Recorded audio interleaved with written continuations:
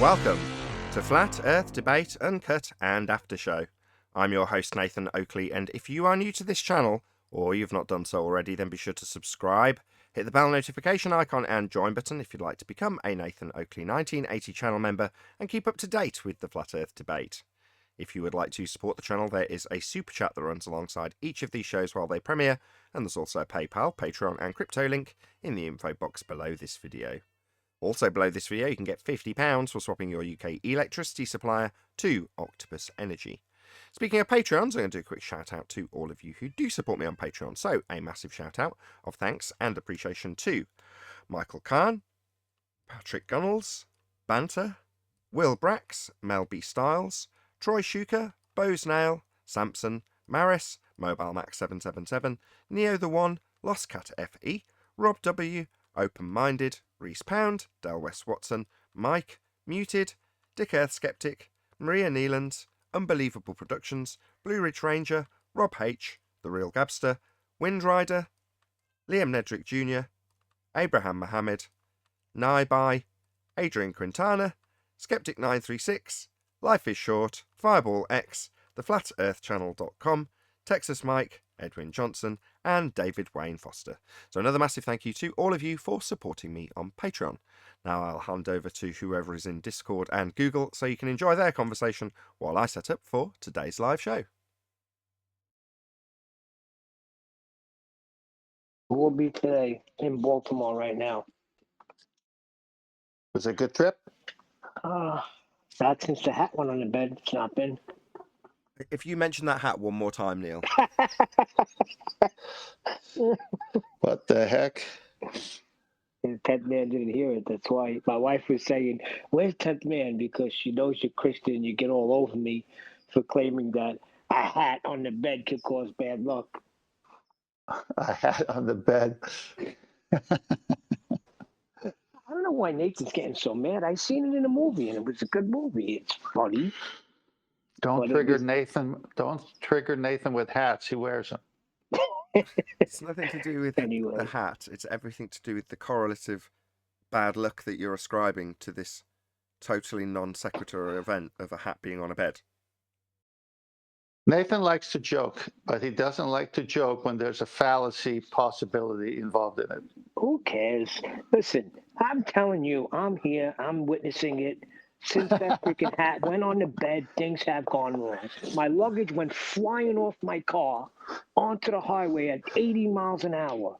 I watched in the rearview mirror bouncing over cars. And every time I wear this particular pair of socks, my favourite baseball team always wins. Every time I wear them. Is that the Red Sox? It is. It's the Red Sox. How did you know? I love it. I love it. So when I get the luggage tent, right, I say to my middle son, because I still hear something like flapping, like vibrating. That's the sound that it made when the luggage went flying off. Yeah. So I said, Josiah, just look out the window and see if there's maybe one of the flaps is hitting and making this crazy noise. So he looks out the window and he doesn't see nothing. It starts again. And I say, Josiah, go look out the window again. I was about to say, but hold your glasses. And I didn't get it out in time. And I hear, oh no, the glasses go flying off the highway. So now I got to pull over again.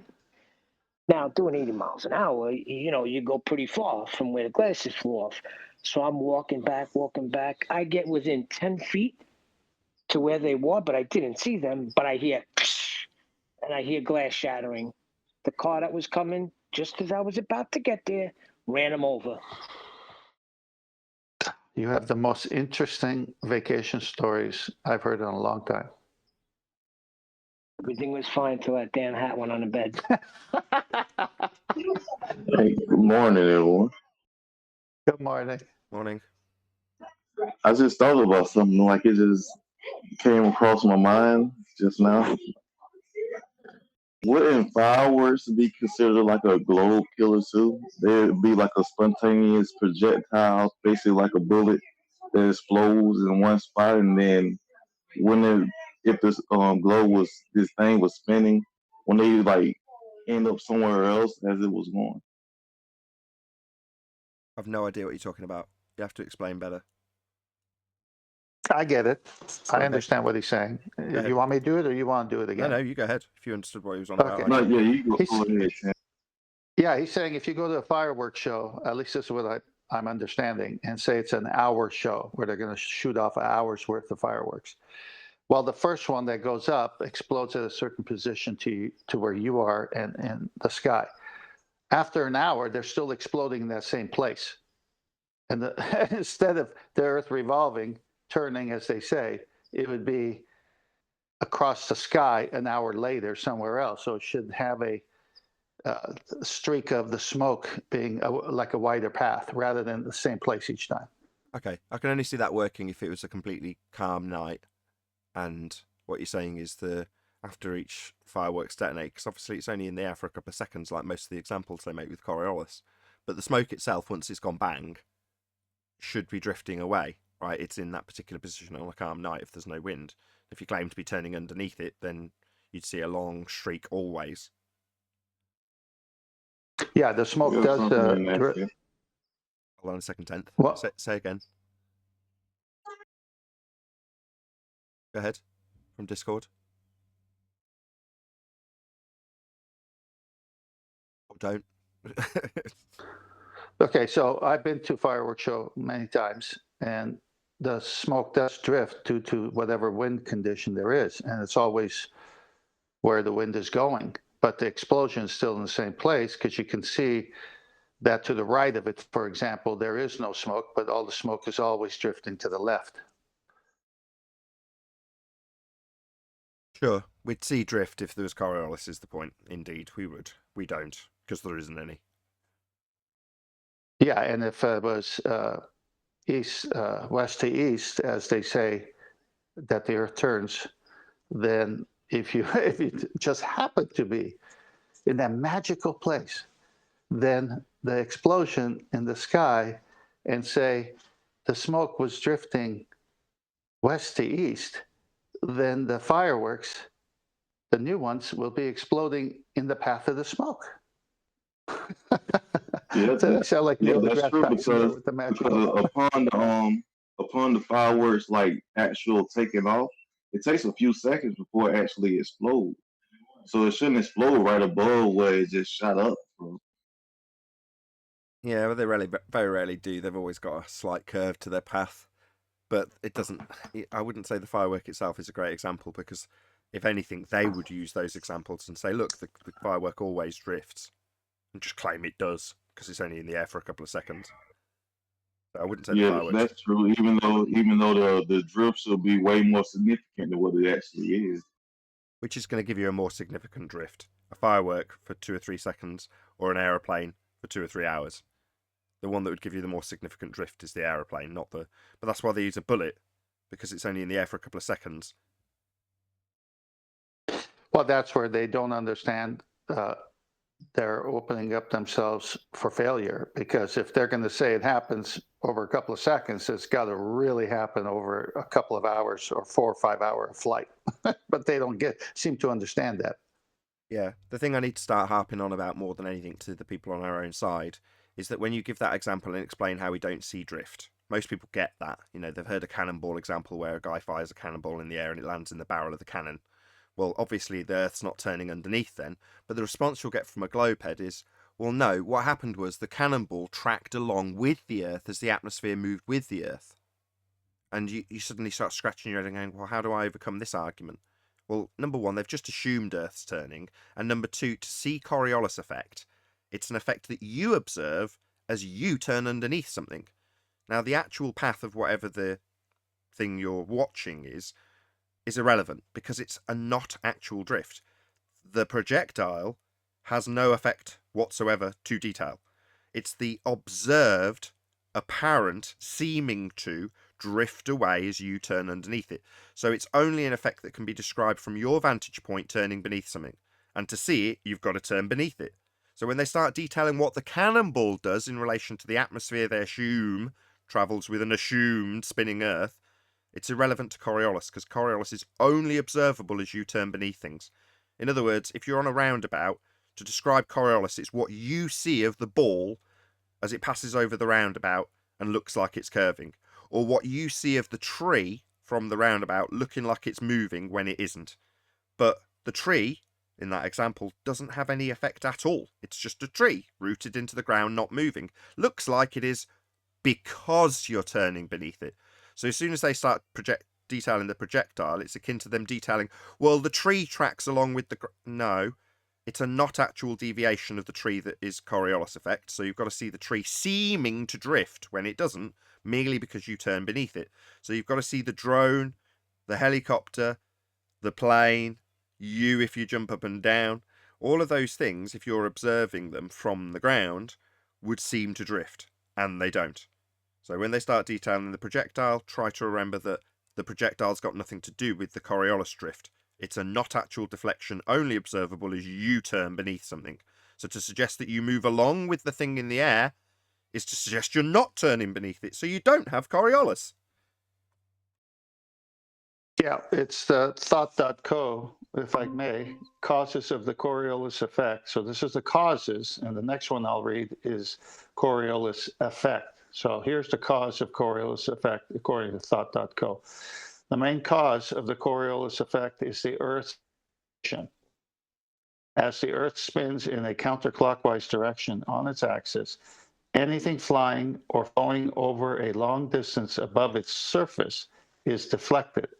This occurs because as something moves freely above the Earth's surface, the Earth moves east under the object at a faster speed. So it moves freely above the Earth's surface, and the Earth moves east under the object at a faster speed. So forget about the atmosphere moving with the Earth. And this is the definition of Coriolis effect. The Coriolis effect is an apparent effect, an illusion produced by a rotating frame of reference. This type of effect is also known as a fictitious force or an inertial force. The Coriolis effect occurs when an object moving along a straight path is viewed from a non-fixed frame of reference. Typically, this moving frame of reference is the Earth, which rotates at a fixed speed. When you view an object in the air that is following a straight path, the object will appear to lose its course because of the Earth's rotation, because of the rotation of the Earth. Exactly. So to have the effect, as described in the citation just read out by you, you've got to be turning beneath it. So as you turn beneath an object flying in a straight path, it appears to deviate. That would be saying that you see it seem to drift because you're turning underneath. So it's you seeing it that's the effect, not the projectile, because the projectile isn't drifting. The path of the projectile is nigh on irrelevant. That's why I use a tree, because you can see Coriolis deviation in a tree when it's not moving at all, simply because you're turning beneath it. Now, that's when they start detailing what the projectile does, and the projectile and what it does is irrelevant. Only an effect that can be observed as you watch something whilst turning, that's not attached to whatever you're on turning. So you could do it without anything. Just spin around and look at the sky. You see how the sky ceases to move? It's not. It's you turning underneath it. Well, if you start saying, well, the sky is tracking along with your rotation, it's farcical. It's the effect that looks like it's a turning sky when it's you turning. That's Coriolis. So nothing to do with how the sky actually moves, or how the bullet actually moves, or how the blimp actually moves, or how the hurricane actually moves. It's merely effect induced by you turning beneath stuff, looking at stuff, and watching it seem to move when it doesn't. Today, the sun, actually, the sun is about to rise here. Today, the sun will move across my sky, as it does every day. Now, if you get on a drone, or you send off a drone, and it hovers above a certain position, say over my property, the sun will still be moving, but that drone is still over the same position on my property. The Earth is not moving. So let me ask you a question.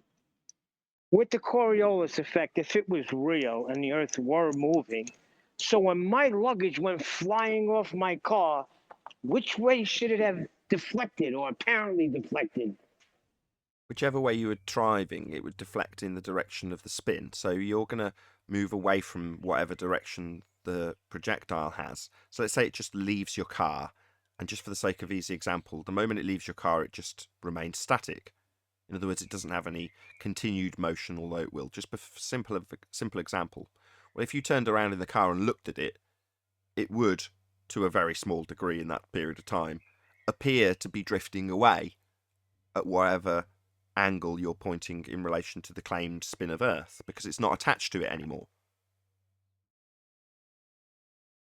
Well, that did not happen. I Yeah. watched in the rearview mirror, and it bounced on the floor right over a car. I think the situation Yeah. with your luggage is too close to call. I feel like it would affect more so on things it's like free falling, like a person doing skydiving or something that's just free falling through the air.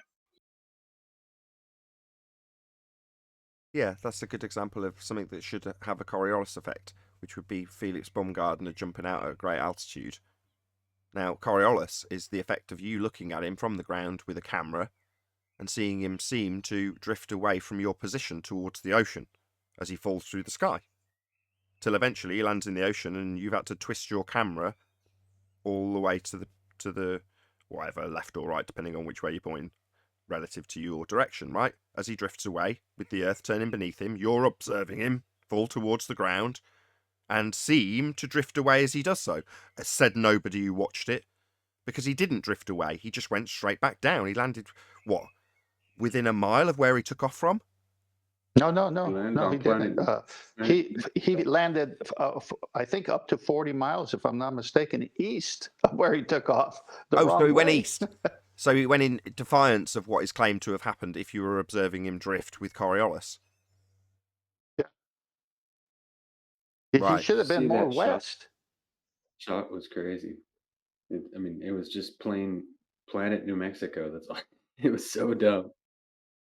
Yeah, exactly. That whole picture from where it was taken, it looks like the whole that whole part of the Earth, based on the way the wide-angle lens took the picture, was the planet New Mexico, as the gentleman just said. It was so silly. I talked to somebody about that, and actually they brought it up. They said, "What about the Coriolis effect?" And I said, "Yeah, what about it?" And he said, Felix Baumgartner, because he was trying to prove the curvature of the Earth, and he brought it up. And I said, "Are you kidding me?" And I went through it, and it still didn't make a dent in the mindset this person had. I said, "Look, I'm just testing your own claim. Your claim is the Earth is spinning." He goes, "It is." I said, "Okay, so the guy goes up. It takes him a couple of hours to even get to where he's supposed to get to before he jumps out. How much did the Earth spin in that 2 hours?" And then how come he landed east? Yeah, it's crazy. It's crazy the Exactly. gymnastics people do. Yeah, it's like it's simple stuff like that that should make a person. Well, the person who won't argue about it is the person who's basically got a neutral position on it, or is of the makeup of that person is, you show me the facts and you might get me to change my mind type of person. The person who doesn't even give it a second to sink in to where they can even say critical thinking on what you're presenting is a person that hates to be wrong or doesn't want you to be right because it destroys everything that they stand for. So you're not there to change them. You're just there to put a little seed of doubt, and hopefully down the road with some other flat earther talking to him, he gets a little bit of a opening, because they're just in defiance of logic.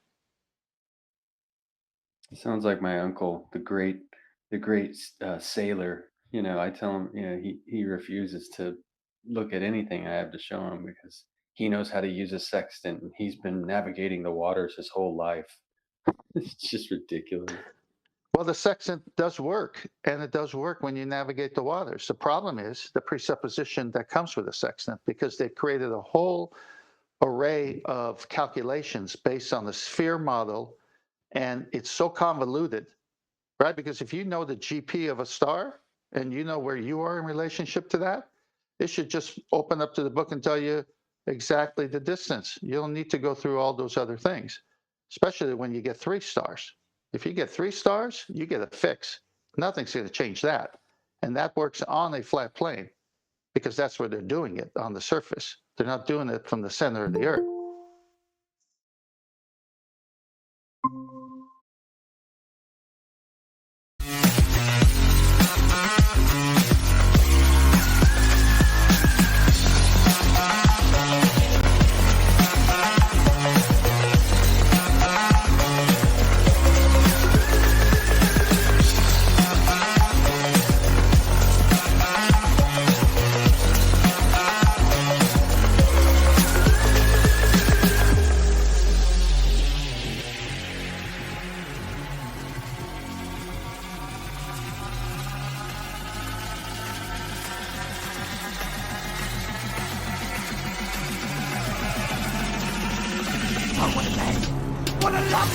Welcome to Flat Earth Debate Live.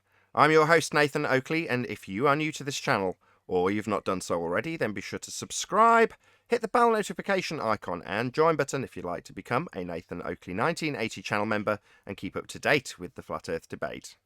If you would like to support the channel, there is a super chat that runs alongside each of these shows while they are live, and there's also a PayPal, Patreon and crypto link in the info box below the video. Also below this video, you can get £50 for swapping your UK electricity supplier to Octopus Energy. Most importantly, if you'd like to join the discussion, simply mute the page you are currently watching, then click the link in the info box below this video to join the panel and express your views on the nature of Earth. If you do join, please don't swear. If you do, you'll be ejected, and if you are, please don't try to rejoin the stream using sock accounts. You'll be warmly welcomed back on the next stream. Please also share the show on social media.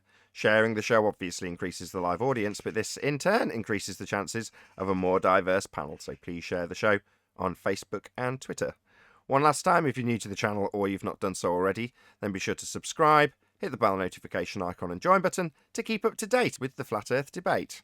Now, we are joined by Father of a Stolen Child, 10th Man, Neil, Arwin, and a whole bunch of people in Discord, so welcome one and all. Good morning, everybody. Hello. Hey, good morning. Good morning. Good to be here. Good to have you all. Any evidence of a physical geometric sphere edge horizon, formerly known as Earth curvature? Nothing from Discord, no ballers? Loads. I'm just Nothing hustling them here. all off mute. Well, the absence speaks loudly. No geometric horizon to be no. measured. Not from Oklahoma. You know, they say it's there. They say they've seen it to measure it, but they can't see it to measure it. They say both sides of the argument. So I don't understand how someone could say it was seen, but then they say at the same time it's not seen. I'll see my video on anti-flat earthers versus globers. Answer that question. Okay, so the anti-flat earther You know- versus a glober, the distinction is in the summary, Nathan? A glober would say, Earth curve blocks boats and buildings, here's the maths. An anti-flat earther would say, quote, we do not see the geometric horizon, end quote. Or, quote, the geometric horizon only exists in the maths, end quote. Or, quote, nobody claims the horizon is Earth curve, end quote. Those are all quotes from anti-flat earthers who've presented with the fact that the geometric horizon is beyond the limitations of an Earth sphere radius 3959 by way of this image we use called the Black Swan. There are several examples, but we only need one. Earth is not a sphere. Nathan, Sounds like how a are you? made-up world. Very well. Sounds like a made-up world. You think they could? I think it's jazz. You think? About to say, you think they would be able to have like a specific distance or angle they could view a city from, where you could see one of those like skyscrapers or something tilting a little bit. Well, each of those distances are going to require a flat bottom to get a 90-degree angle to a GP of a star, for example, as discussed in the pre-show. Can't do these things on curved surfaces. They wouldn't work if it was a curved surface. They do them on a flat surface because it is a flat surface. Any more on Earth curve? Go on, Jazz. Nathan, how are you? Very well, Jazz. You asked that. What can I do for you? Well, obviously the horizon isn't geometric or physical, is it? Welcome to Flat Earth, Jazz. It's claimed to block boats and buildings in the geometric physical Earth curve mathematics. Bravo, Welcome to Flat Earth, Jazz. Welcome to Flat Earth. Nice to have you, buddy. No, if something... Yes. Earth curve math says that Earth has got a geometric physical horizon that blocks boats and buildings. What do you mean, no? Yes. Or geometric. Yeah, geometric. You've just said it isn't. Welcome to Flat Earth. It isn't geometric. It needs to be an Earth curve as labelled with an X and called horizon in your Earth curve maths. Yours is geometric and physical. It used to be claimed to be blocking boats and buildings. You were there, Jazz. Do you remember when they used to claim it blocked boats and buildings for the feet and inches value? Remember that? Remember that, Jazz? Nathan. So if some... Yeah, it doesn't. You've just told us it's not physical or geometric. Those are your words. Now you're going to tell us how it does? Because you remember how you used to tell us it used to block boats and buildings? Even though you've just told us it's not physical. How's it going to block a boat or building if it's not physical, Jazz? This is what I'm just trying to say. Nathan, if something is going to block something, it either has to be physical or geographical. And you just told us how it's neither, so it's definitely not your Earth curve then. So it is the Earth curve. What, when you've told us it's neither physical nor geometric, you're going to tell us, though, it is definitely Earth curve that's blocking this stuff, even though you've just literally told us only 3 minutes ago that it is neither, quote, physical or geometric. That would be the horizon. So not Earth curve. By your own declaration, we welcomed you to Flat Earth as soon as you said it. And yet you're going to talk through me pointing that out for the third time? No, I'm not going to say anything. You keep going. Okay. The horizon's not Earth curve. If it was, it would be physically geometrically blocking stuff as per the claim that it's blocking stuff physically and geometrically in the begging the question, proof of nothing, perspective hijacking Earth curve maths, that you were here when people came along and told us how physically geometrically blocking stuff the horizon was. Here's an example from National Geographic where they show it as being physically geometrically blocking a boat. Now, you've told us, anti-flat earther that you are in cognitive dissonance, having presumably now wrapped your head around the Black Swan argument, going to tell us how it's not physical and not geometric, therefore not Earth curve, as shown on screen by National Geographic. And you were here when they used to claim it now, weren't you? You just backed me up by what I just said. Do you not understand that? Oh, it's me being thick, really. I understand that you told me it wasn't physical, yet it's claimed to physically block stuff. Why would you say that? Why would you ask me something when you've told me Earth curve's not physical and yet here it is on screen from National Geographic claimed to be physically blocking this boat? You were there when you used to tell me it was physically blocking stuff. Now you're here telling me it's not physical or geometric. Even though you've got maths that's physical, geometric claims it's blocking this stuff like the boat physically with its geometry. Hello? Welcome to Flat Earth, you stupid clown.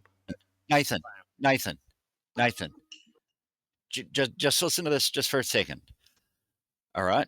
If something's 500 kilometers away and you cannot see it from where I can see it, you're 500 kilometers away. You can't see me. I can't see you. Is that a physical thing blocking us?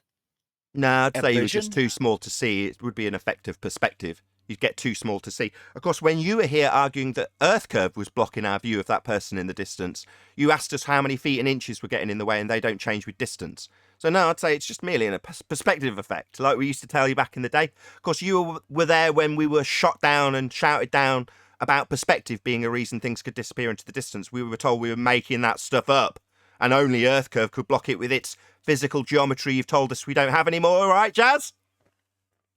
See how I never argued with you then? Because I never said that. Sorry, I've got it on record. You said it for a live audience that we don't have physicality and we don't have geometry. That is what you said. I quoted you. Bring that up. Okay, I'll trim it out and I'll put it next to you now denying that you said that. Nathan, can I ask him? You can wait for him to deny it so I can put him saying it right next to him denying it and call him a liar. Go ahead, deny it. See how he's not answering me, audience? Yeah? You did say it. You came here like Tim Osmond to tell us we don't have a physical geometric horizon, even though you've got maths that claims you've got a physical geometric horizon. It's labelled Earth curve maths. You're telling us how we don't have that physical geometry. I ask you to deny the thing you've already told us we don't have, and you go completely silent. Nathan, I would not say anything about a geometric horizon because... It was your opening statement, you stupid fool. Do you know what Do I know what you said? Yeah, I'm not deaf. I heard you, and it's recorded and broadcast to a live audience, Jazz. mean? So what does geometric mean? It means that we don't have it because you've told us we don't have it, or physicality, which we also don't have, and you need it for your Earth curve maths that's got physical horizons blocking boats and buildings. That's what geometry would be if we had it, we just don't. You were the one who told us we don't. It was your opening line that you then lied about and said you didn't say. You laugh it up. You don't have Earth curve. It's not physical. It's not geometric. That's what you're telling us. Yeah? Laugh it up. That's your cognitive Geometric pain. is physical. Sorry, do you want to jabber through me while I point out that you're in cognitive dissonance? You're holding a position where you've got Earth curve because you were here when it was claimed to be blocking stuff with feet and inches values that don't change with perspective. Yeah? You were here when that happened. You've just come in and your opening line is to tell us how we wouldn't expect to see geometry or physicality at the horizon. Yeah, welcome to Flat Earth. I hope you haven't killed any of your kids lately. What the fuck? Kick this guy out and never let him return. Right, I don't ever use the ban button, but that is what you are now going to get. Removed permanently and blocked from this server. How dare you? Hope you haven't killed your kids. That's what you scumbag globe-believing wankers do when you get absolutely humiliated by a flat earther, and your own words pointed out back to you. You talk about the death of my children. It's an absolute outrage. Fuck on the fucking planet. What an absolute I'm outrage. sorry, Nathan. I'm sorry, Nathan. Get the fuck out of my hangout and never return. How dare you? I want to talk through every single rendition of me parroting back your own bloody words that destroy your faith in Earth curve horizons, and then lie about them, and then talk about the death of my children. It's an absolute outrage. Terrible. Terrible, terrible, terrible. This is where they go. This is where they go when they get their ass handed to them. He should never be allowed back in here for that. He's lucky I can't jump in the car. You don't want to hear nothing being said. You're a sick man, Jazz.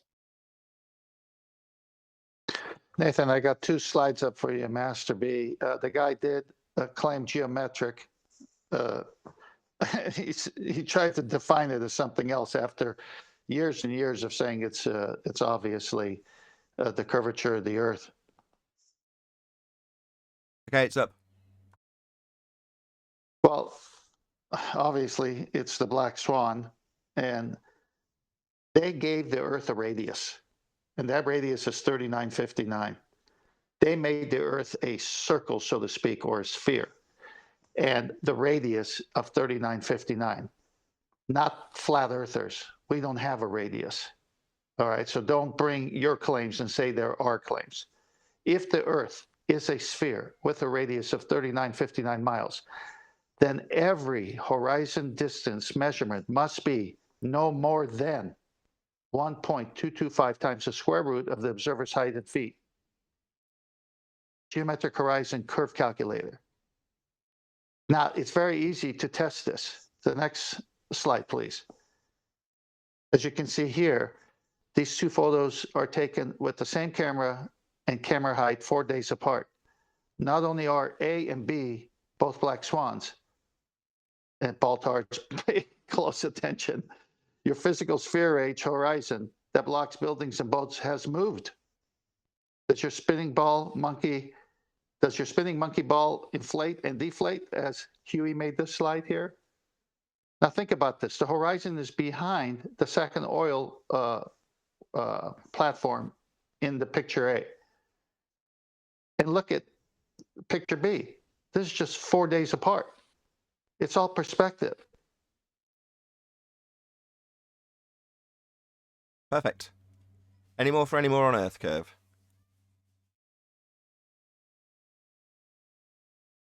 I'm going to say something about their white swan argument to the black swan. Okay, Paul and Stagoli, go ahead. Well, I was just going to say all that is affirming the consequent whenever they try to show a picture and say, see, it looks like it's a geometric obstruction today. That's correct. But and then when a try to modus, formulate it. yeah, when your modus tollens fails, it becomes an affirming the consequent. If Earth's a sphere radius 3959, then we'll have a physical geometric sphere edge for horizon blocking boats and buildings. We have a physical geometric sphere edge for horizon blocking boats and buildings, therefore the Earth's a sphere. Yes, absolutely, it's an affirming the consequent form of logical fallacy when they presented Earth curve maths with their begging the question proof of nothing perspective hijacking Earth curve calculator. Well, when they do that, they just affirm the consequent for their begging the question fallacy P statement that Earth's a sphere radius 3959, a la their maths, therefore we'll see an obstruction at the horizon at whatever distance the math says. And we do see an obstruction at the horizon at whatever distance it's claimed to be. Oh, it doesn't quite match. Refraction. But therefore Earth's a sphere. Affirming the consequent formal logical fallacy. Correct. Well, I never thought I would hear people who have a geometric religion say that the horizon is neither physical nor geometric. But they're correct. That's a statement of fact. The horizon isn't physical or geometric. Therefore, neither blocks, boats, or buildings with any sort of physicality or geometry. It has none. The horizon is not physical. We only have one horizon, and the horizon, in the begging the question proof of nothing perspective hijacking Earth curve calculator, is physical and geometric. Any more for any more? Mr. Goley, did you want to add something? Yeah, thanks, Nathan. I remember, just like Rumpus, him specifically asking you like 30, 40 times in a row, what height is the building at, X feet, not taking into account perspective. And now he's saying he wasn't doing that. So they're just not being truthful. Little black swan. That's correct. Jazz's question before he got permanently removed was to ask me if somebody at a great distance would be seen and whether or not that would be Earth curve. We say no, they're getting too small to see. As things move away from you, that's happening.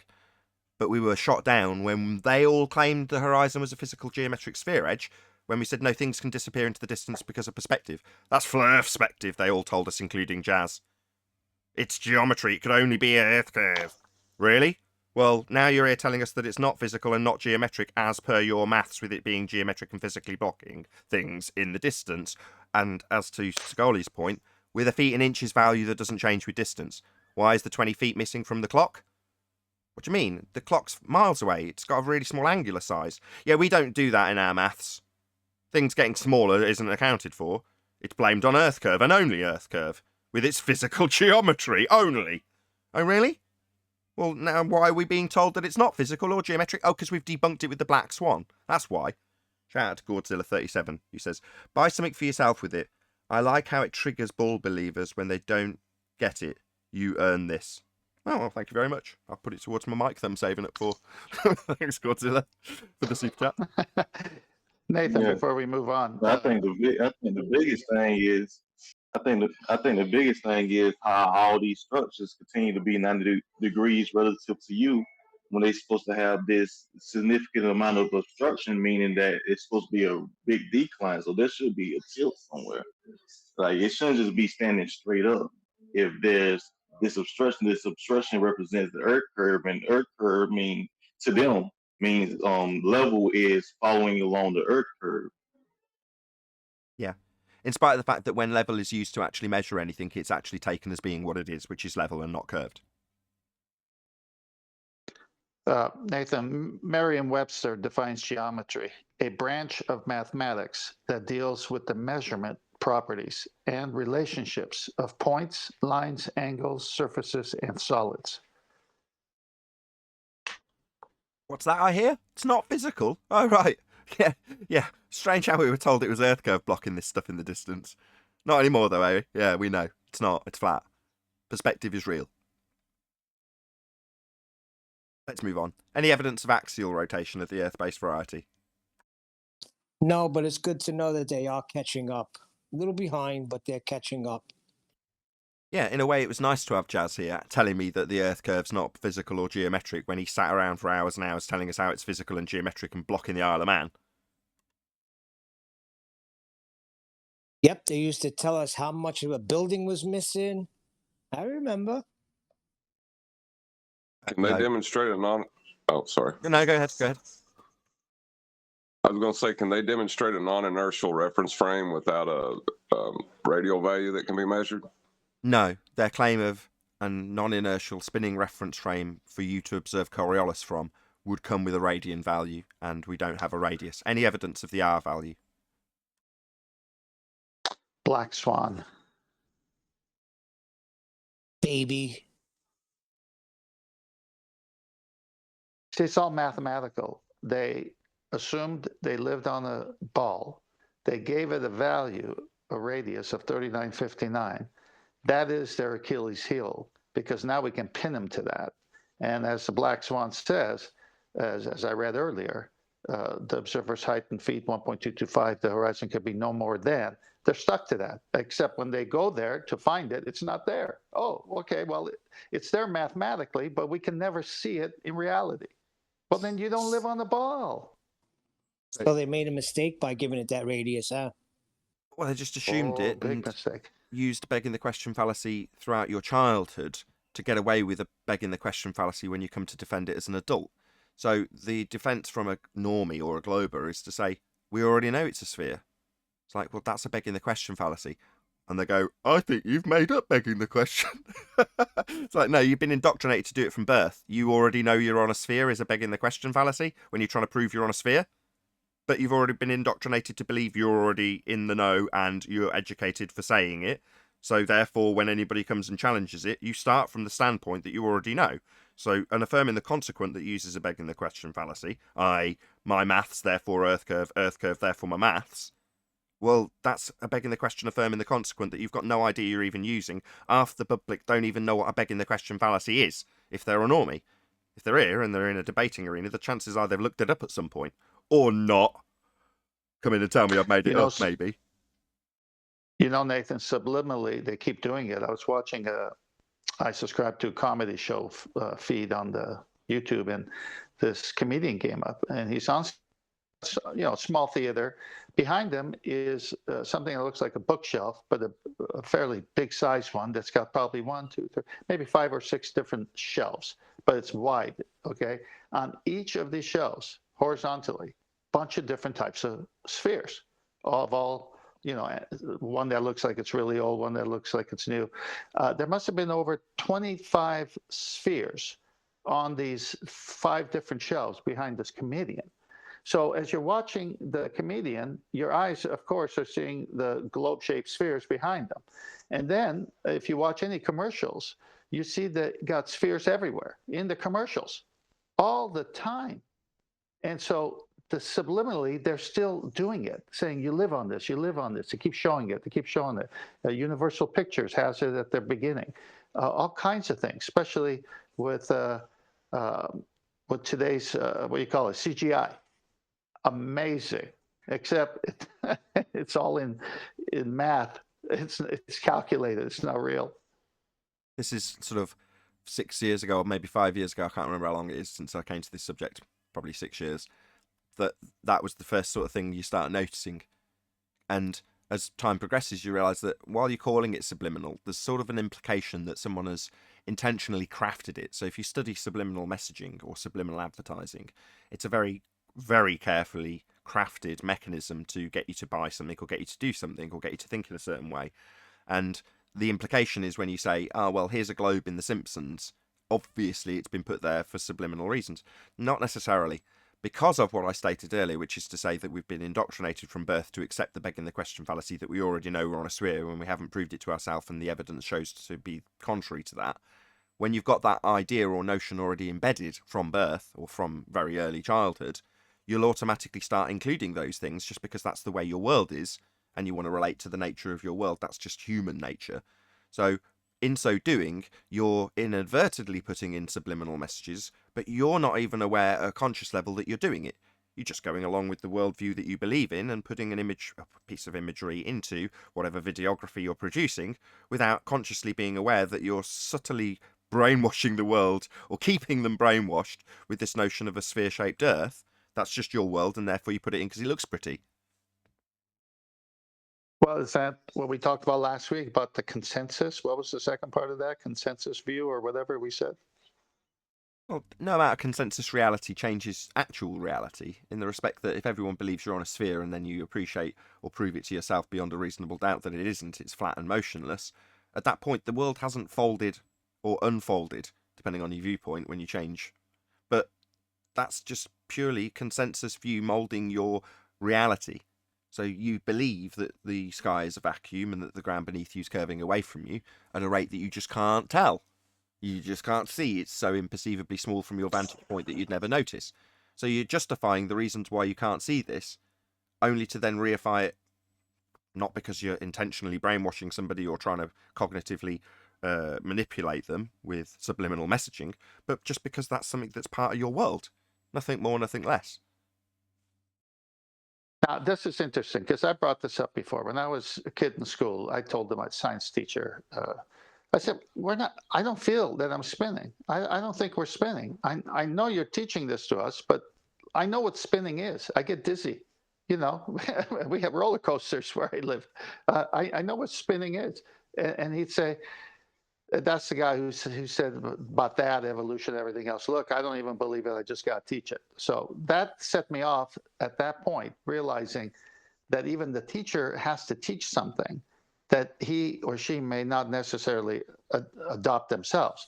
But now I share it to where when I'm with some friends, especially one or two I'm thinking about, I said, look, when you're spinning versus you're not spinning, do you know the difference? And they say, yes, of course. And then I apply it to what they say we're living on. And immediately they get on the defensive. Yep, spinning, we just can't tell. And I said, well, then how do you know you're spinning if you can't tell? I mean, it's amazing. Yeah, because they've already gone through this. When Chocolate describes it, he's not here to back me up on this, but when Chocolate describes having these cognitive battles when you're a kid, swinging the bucket around above your head, going, well, the bucket needs a bottom on it to keep the water in. I don't get it. It doesn't make any sense. Somehow, you've overcome that cognitive pain or that cognitive dissonance and given yourself a workaround. And it doesn't quite function correctly. It functions to put it into the back of your mind and not concern yourself with it. But whenever it comes back up, there's a certain amount of that cognitive dissonance that resurfaces. That's why they get stroppy with you. Because as a kid, he might have rationalised it. It's like when people go through trauma and suppress it. Then you bring it up and suddenly it all comes to the surface again.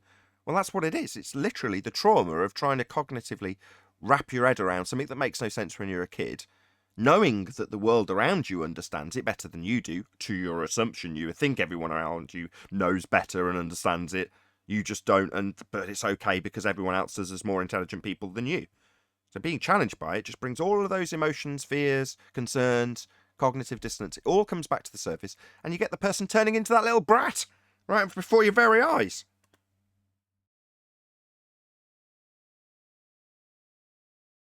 Any evidence of the distance to the sun? Go on, Ryan.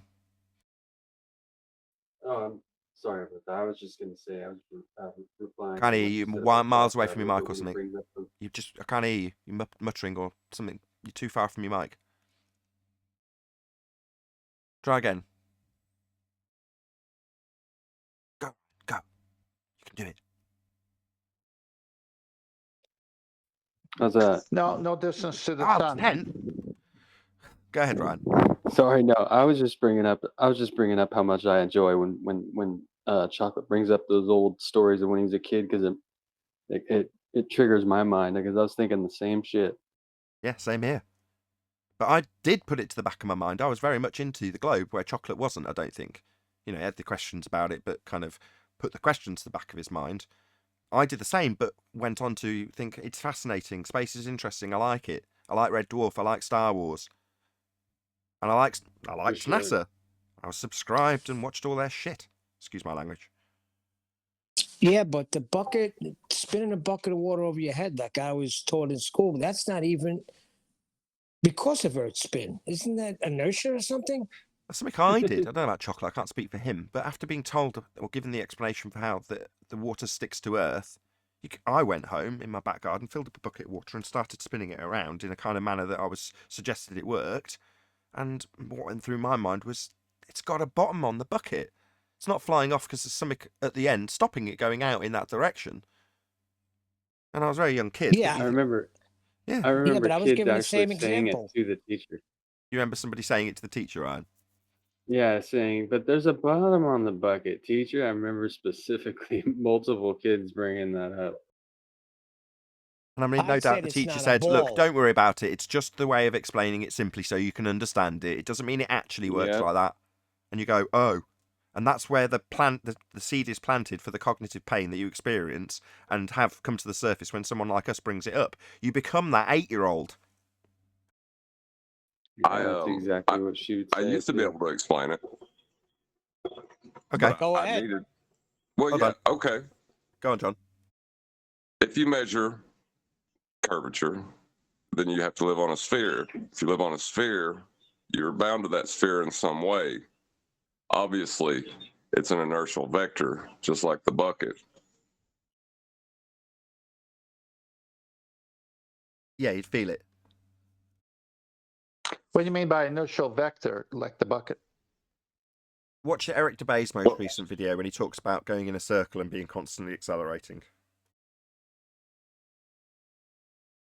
Shout out to but Eric the DeBay. difference of the This is a first for me, right? I don't normally shout out Eric DeBay because typically I find some flaw with this video that I take issue with.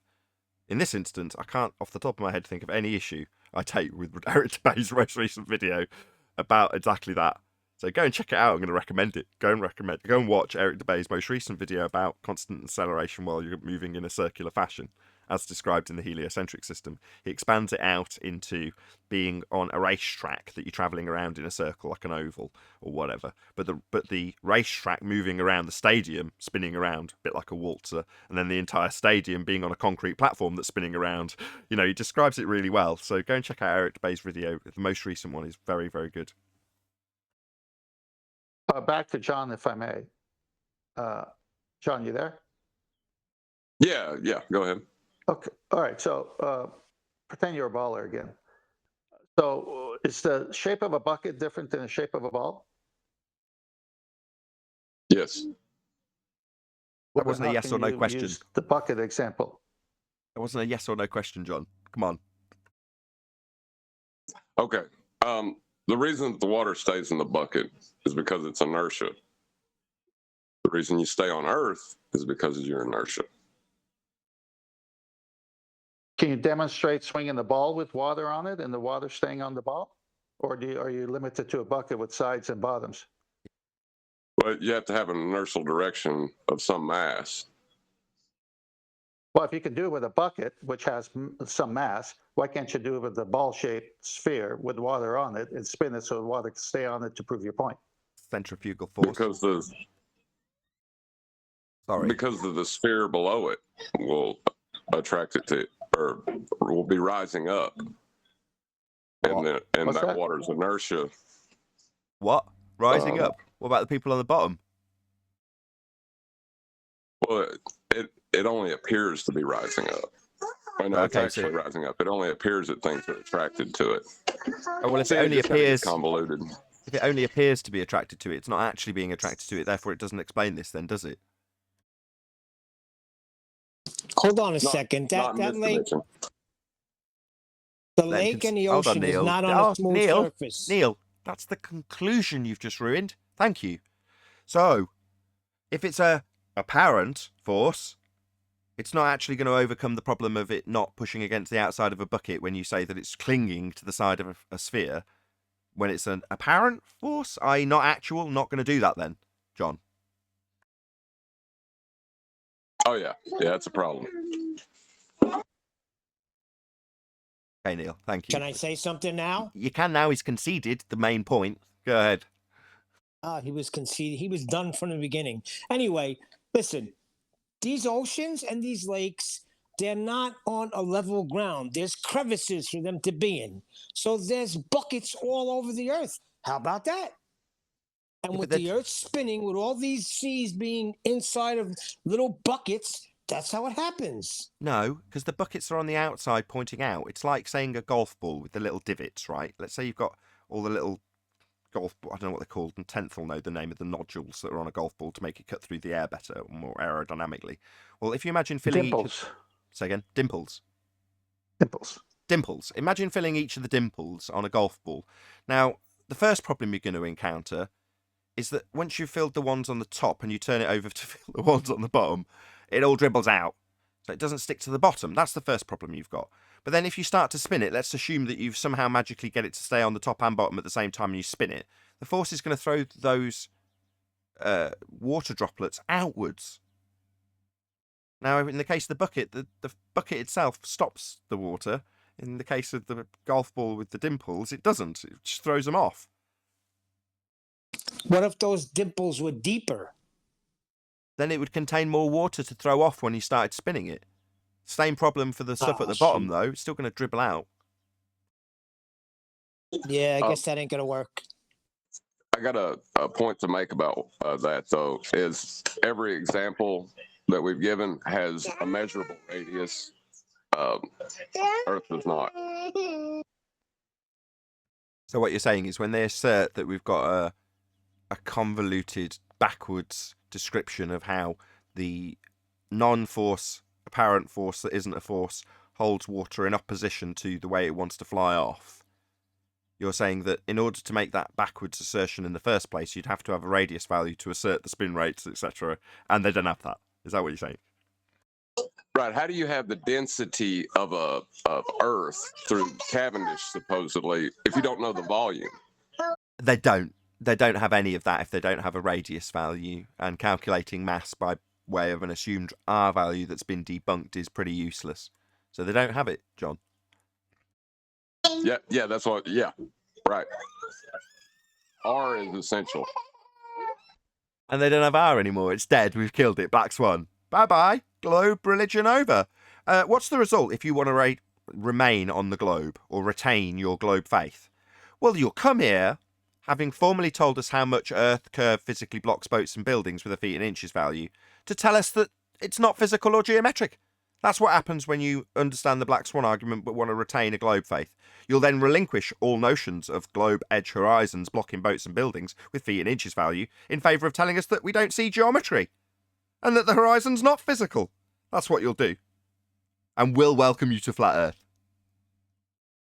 And also Einstein's equations for a universe with one mass in it, they lost that mass as well because that's claimed to be Earth or whatever object you're pointing at. But that's where they claim to validate that. So they lost their M1 value and the M2 value in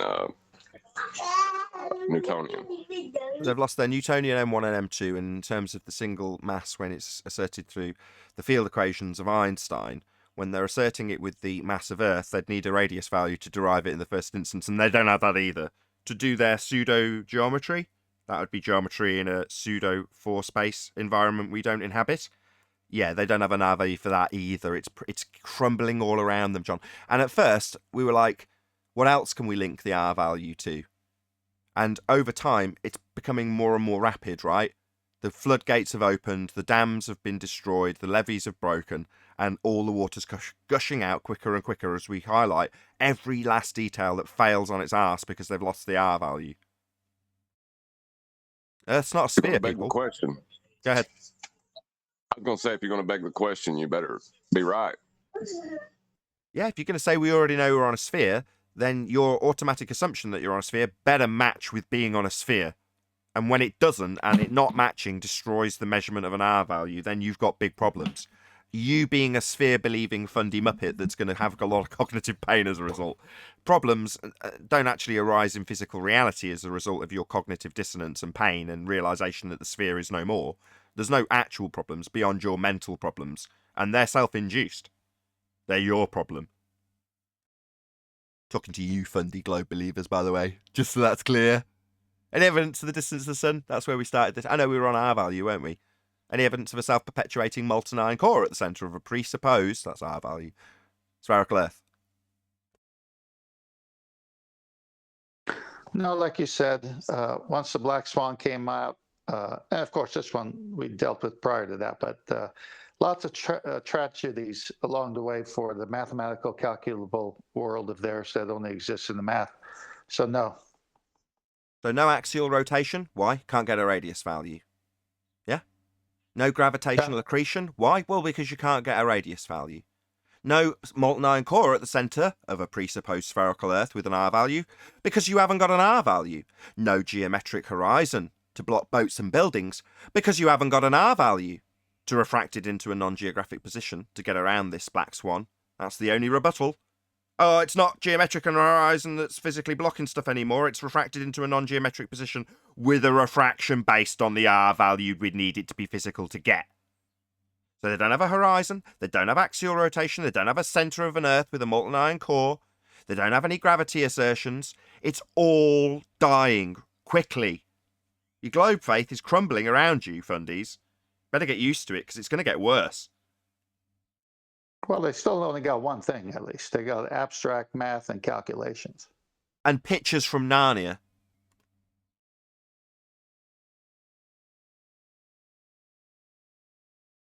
Any evidence you can have gas pressure without a container, speaking of pictures from Narnia?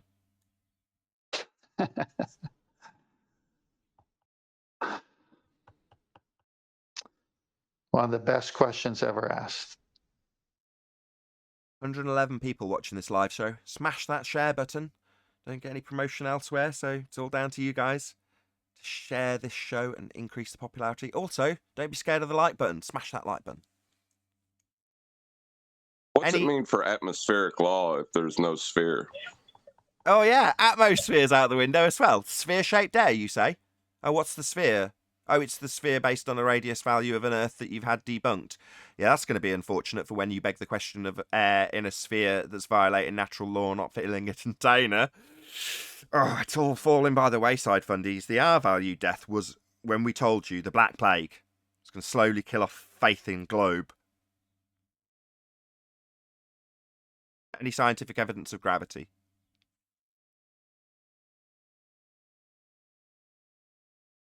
No, R killed that too. No mathematical evidence either. It's the only thing they had. It's the only thing they had as something that could keep everything together for them. But once they lost the R, that also went out too, because they can't even describe it, and they changed it, 106 years ago? Gravity. Yeah.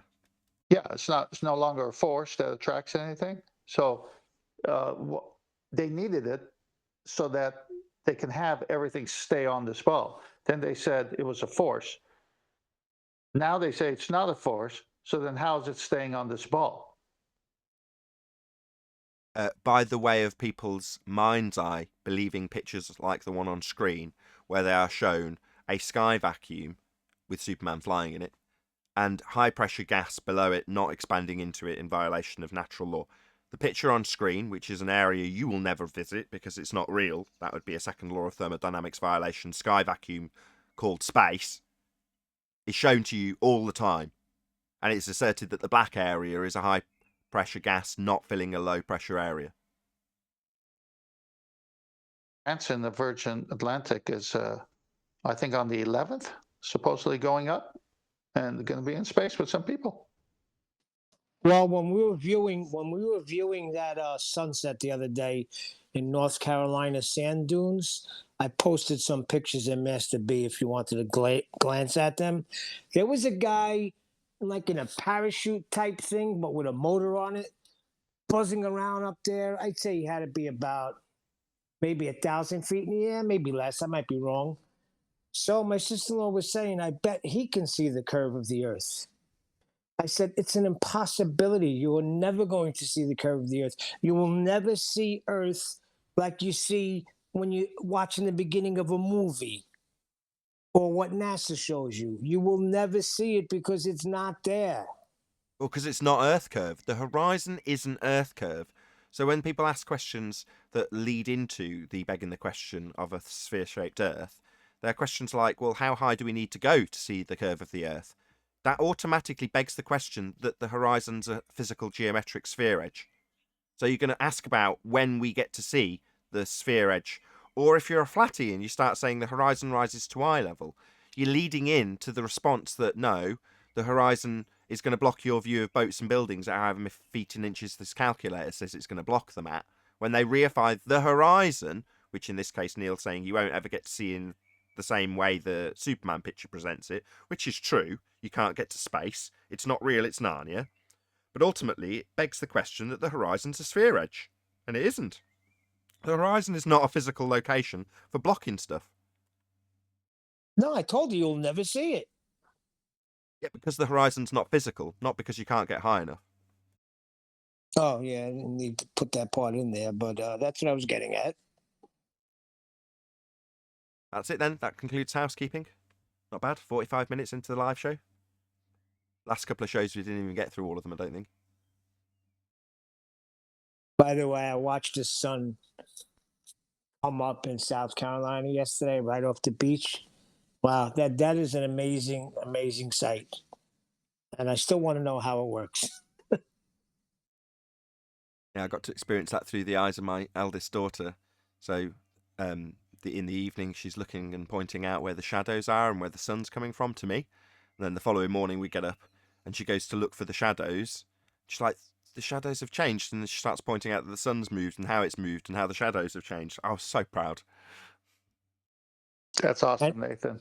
Correction, North Carolina. My wife just corrected me. I watched the sun come up in North Carolina.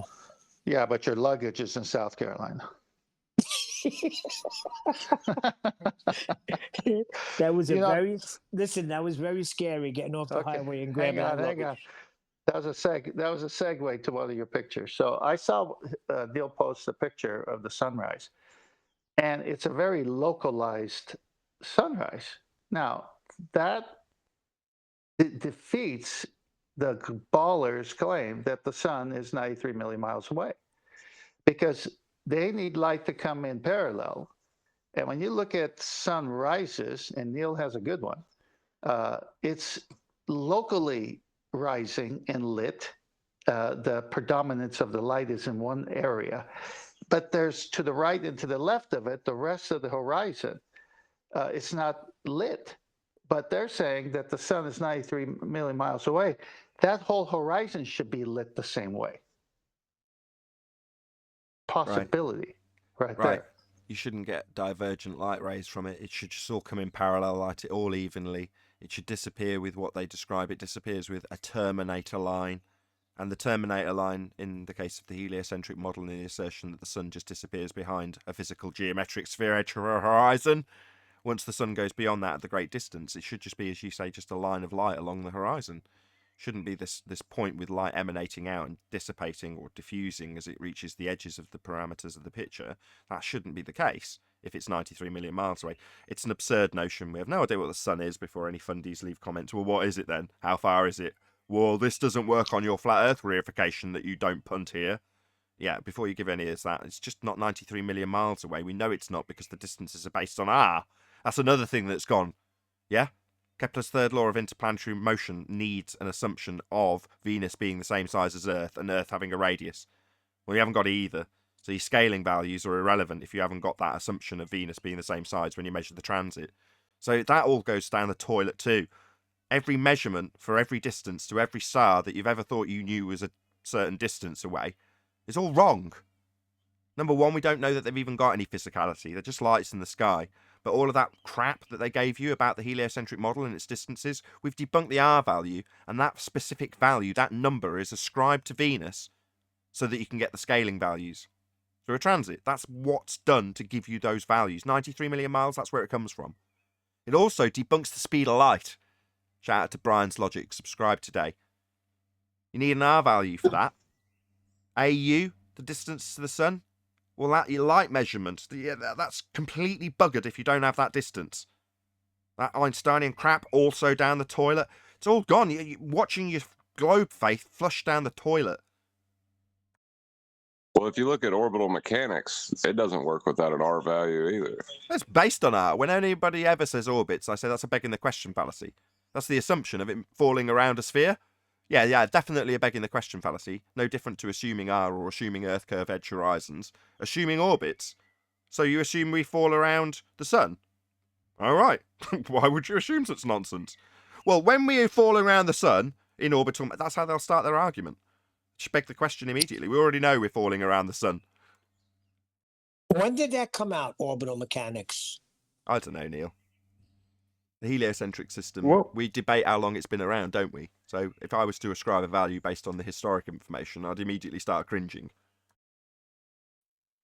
What would the sky look like if the rays did come in at a 90-degree angle? Wouldn't it just be like one big sun in the sky? I don't think it'd be one big sun in the sky. I just think that the light would hit the edge of the horizon, as was described by 10th and Neil earlier, in a much more uniform fashion, as opposed to being a local light. There's no other way of describing it. Yeah. What is the horizon anyway? Like, what is it? Well, it can be made up of all sorts of different things depending on the circumstances that you're viewing it with. So you can have various different horizons that you can induce yourself. If you put your hand in front of your face, you can induce a horizon, right?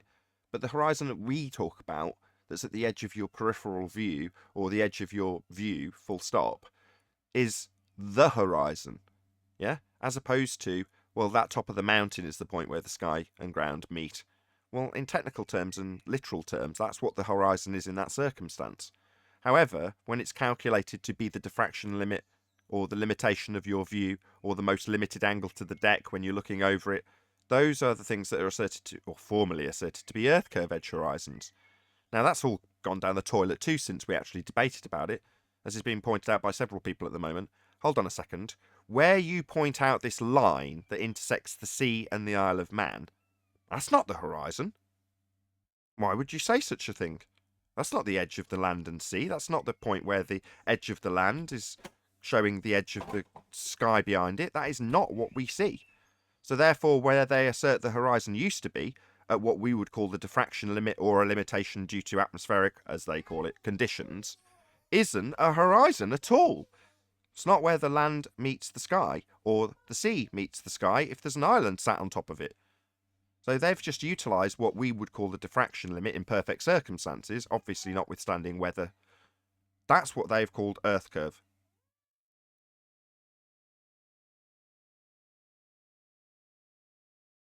Is it the diffraction limit of the human eye or the diffraction limit of a specific instrument that they used to calculate with? Whatever you're viewing it with. So if you've got the limitation of an aperture in a camera, and then, yeah, you're not going to see something into the distance getting smaller when it's presented in 2D form on a photograph or on a digital image on a screen.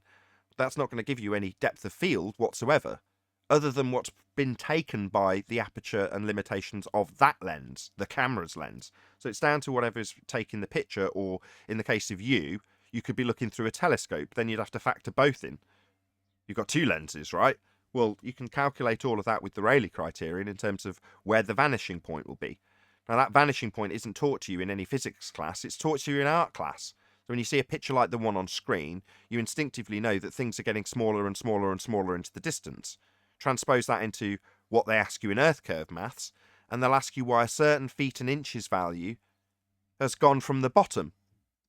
And they take no account for the fact that things have got smaller and smaller into the distance until they vanish.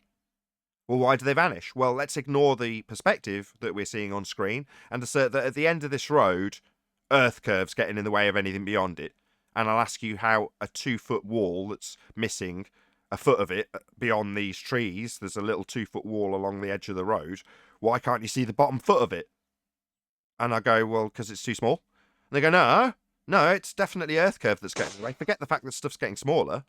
We only ask you about the feet and inches value of the wall, and if it was running the full length of the road, you'd see it getting smaller and smaller and smaller and smaller and smaller until it disappeared. But then it's nothing to do with it in terms of its angular size, because it's always going to be 2 feet, right?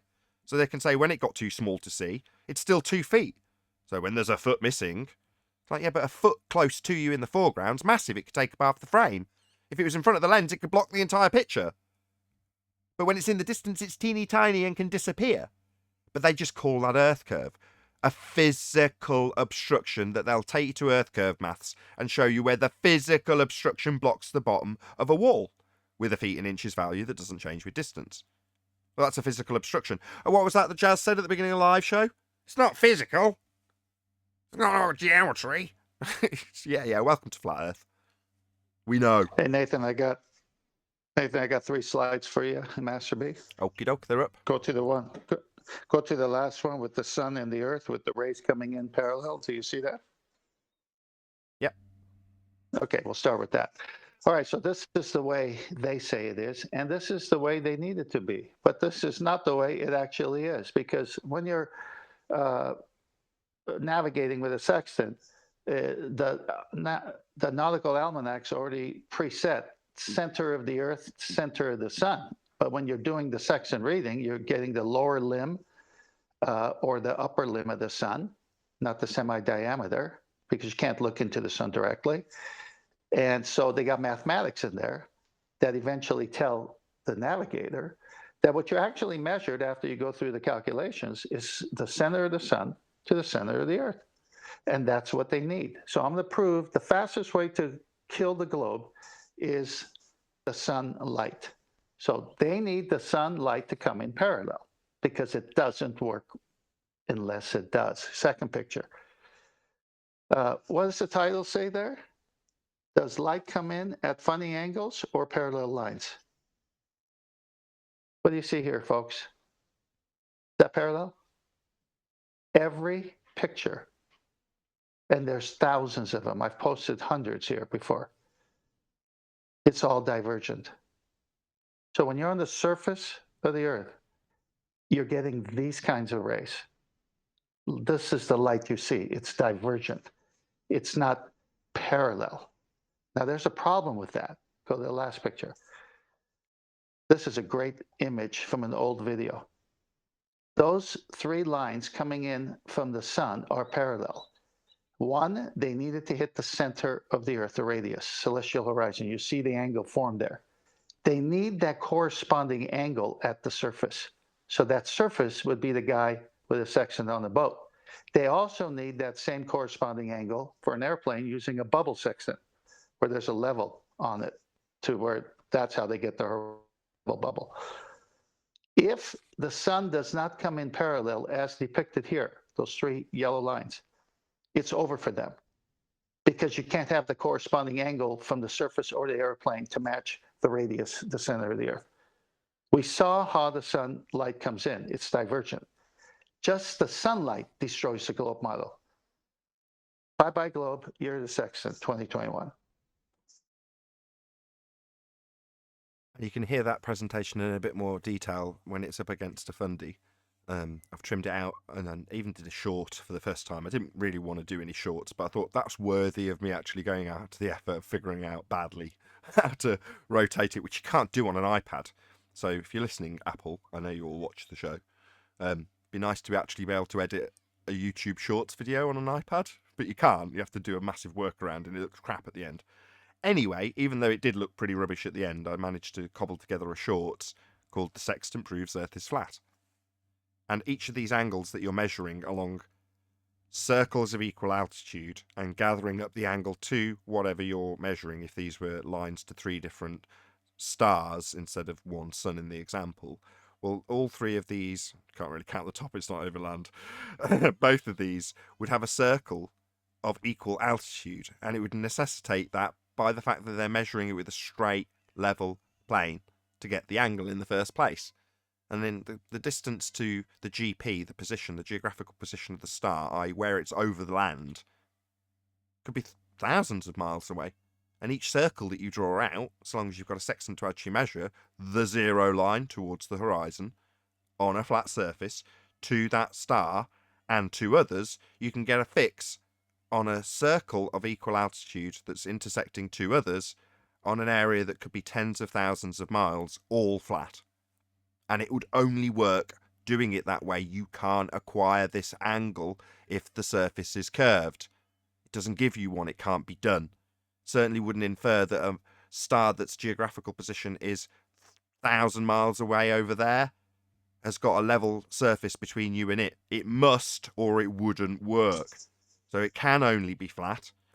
And it's a much more concise description of how and why on that particular short, and the other 2 videos both titled same sort of thing, which is The Sextant Proves Earth is Flat, or Flat Earth Proof the Sextant. There's a 10-minute or 15-minute video, there's a 3-minute video, and there's a 60-second video. That's how much effort I've put into that particular clip. But 10th Man has spent the last 18 months slowly on each pre-show going through what he researched over the last couple of nights and saying, this is what I've figured out with the sextant. This is how a sextant works. This is what they're doing. This is how they describe it. Here's my citations. Here's my diagrams. And he's gone through it for a significant period of time, culminating in a fundy joining the show and saying, I kid you not, sextant can only work on a globe. Now, you throw these sorts of baseless assertions out when you haven't got someone like 10th Man on your panel who goes, oh, I'm afraid not, my friend. Actually, a very stone-cold flat earth proof you're talking about, and I'll tell you how. Yeah, that was a precious scenario where it wasn't a pre-show with a bit of study being revealed to us by 10th. It was a high pressure, got a fundy, telling us this flat line is curved. Actually, this flat line isn't going to give you an angle. It's actually only capable of taking place on a curved surface and can't be done on a flat earth, was his claim from memory. It's like, no, quite the contrary. Can only be done on a flat surface, wouldn't work if it was curved. Completely the contrary of what he was asserting. But without 10th Man's research, I possibly wouldn't have caught that. I'd have probably got him to concede the fallacy used to assert it was a sphere, but I wouldn't have caught that, no, I don't know how it works. I don't, until 10th Man told me. Anyway, check it out. Hey, Brian. Hey, Nathan, I put a bunch of slides on there, so we can do it in the after show if you like, or we can finish up here. I was going to get some final words from you, a hello from Brian, and then I was going to go to the after show. So stay tuned if you're watching, but go ahead, Brian, go ahead and round out if you wanted to add anything, 10th. Did you want to add anything, 10th? Brian? Oh, I thought Brian was going to go before me. Yeah, I thought it would be more funny to... Sorry, my fault. I pressed the hang up button when I tried to press the mute button a minute ago. Hello, everyone. I'm not adding anything. Thank you. You've already said hello. Okay, yeah, Nathan, go. I thought it'd be amusing to say hello to him and then immediately cut to the after show, but this joke's getting more and more disjointed. So just if you can round out your points, 10th, and then I will ask everyone to stay tuned. Yeah, go to the new slides I sent you, because it just gives imagery to what you just said. No, I'm not going to do a slideshow. I'm just about to round out. With that, I'm going to say a huge, massive, enormous thank you to both Discord and G Plus panels for making today's live show possible. Of course, a massive thank you to all of you in either Nathan Oakley. I know we're live, aren't we? All of you watching live on Nathan Oakley 1980. I think I actually missed a super chat from Unitox Femu in all of those descriptions. Let's just see if I have. Did I miss one? I'm sure I did. Scroll all the way up to the top and find that I've already read it out. Now I'm doing it in the middle of the live show. This is from my daughter. Celebrates birthday on a cast of a Turu. Oh, okay, well, thank you very much indeed for the super chat. I'm glad I did actually scroll back and actually find that. So thank you very much indeed, Unitox Femu, or Sasho's probably with us in the after show chat. So once again, stay tuned if you're watching on either premiering stream. I've been Nathan Oakley, and I'll see you all in the next video.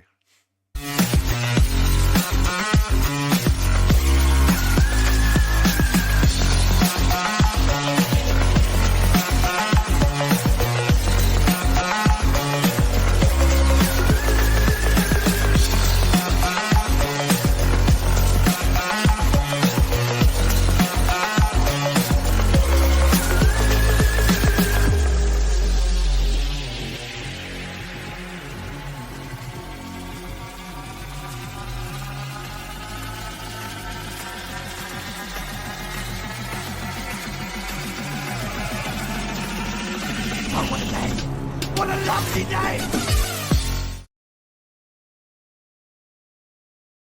Yeah. Okay, I've got your first slider with the circles of equal altitude. Is that the one you wanted first? Yeah, because you were talking about it, so I was throwing it up there so that you could show it as you were summarizing, but you were into a good summary and didn't see it, so I figured we were going to show the audience these pictures again. So max 2 things at once, so trying to get everything queued up, ready to do the outro and get everyone's lines closed and say what I'm going to say whilst gathering together the stuff for your presentation. That's never going to happen at the end of the live show, so I'm really sorry to do it there and then. It's all right, no problem. We're among friends here. All right, so that's what you were sharing verbally. Now they can see it in a picture. For those who haven't seen it before, those are the 3 circles of equal altitudes, and the fixes where all 3 meet. That's where you are, and those circles represent hundreds and thousands of miles, depending on which star you are sighting with your sextant. As you can see in the next picture, just defining one circle of equal altitude, you need a triangulation. You can see it right there. It's 50 degrees from anywhere on that circle. You got the baseline going from you on the edge of the circle all the way to the geographical position of the sun, let's say here. And that has to be a baseline of 0. It must form a 90 degree to the zenith, perpendicular. And then the angle is where you are on the circle. And this is triangulation, 3 straight lines. The next picture, again, the observer is where all 3 circles meet. This is killer for the globe. Can't happen. The next picture showing how you waggle the sun, in this case, with your sextant left to right until it barely touches the horizon. It shows you the right way of doing it and the wrong way of doing it. But look at the triangulation you need. So there's the sun, there's the zenith position, and directly underneath is the GP, geographical position or subpoint of the sun. There you are with that 0 line distance y. There's your angle, and then there's one circle of equal altitude showing you on a globe. It's really funny because it's showing you it's got to be flat on a globe. I mean, this is really ridiculous. And then the last you say one, that it's not flat on a globe; it's just flat on a circle. So they've got an oval of equal altitude on a circle for some reason. yeah, but this is what's so funny. They show it on a circle, a 2-dimensional circle. It can't work on a sphere, obviously. See, in a circle on a piece of paper, you can draw it's 2-dimensional, and you can do a radius. You can do all that, okay? And you get the curve. You get all that with a circle. Now they're trying to say that depicts our 3-dimensional world. Well, it doesn't. Yeah, basically the bottom picture says, now assume that where you're standing, you are standing at 90 degrees to somebody who's got the sun actually above them when you're looking side on to a sphere. So you're at this point where this arrow points at, and your sun is no longer above you, it's off to the side of you. You know, don't think of it as being on the horizon either. It's way above it because the horizon is now below you.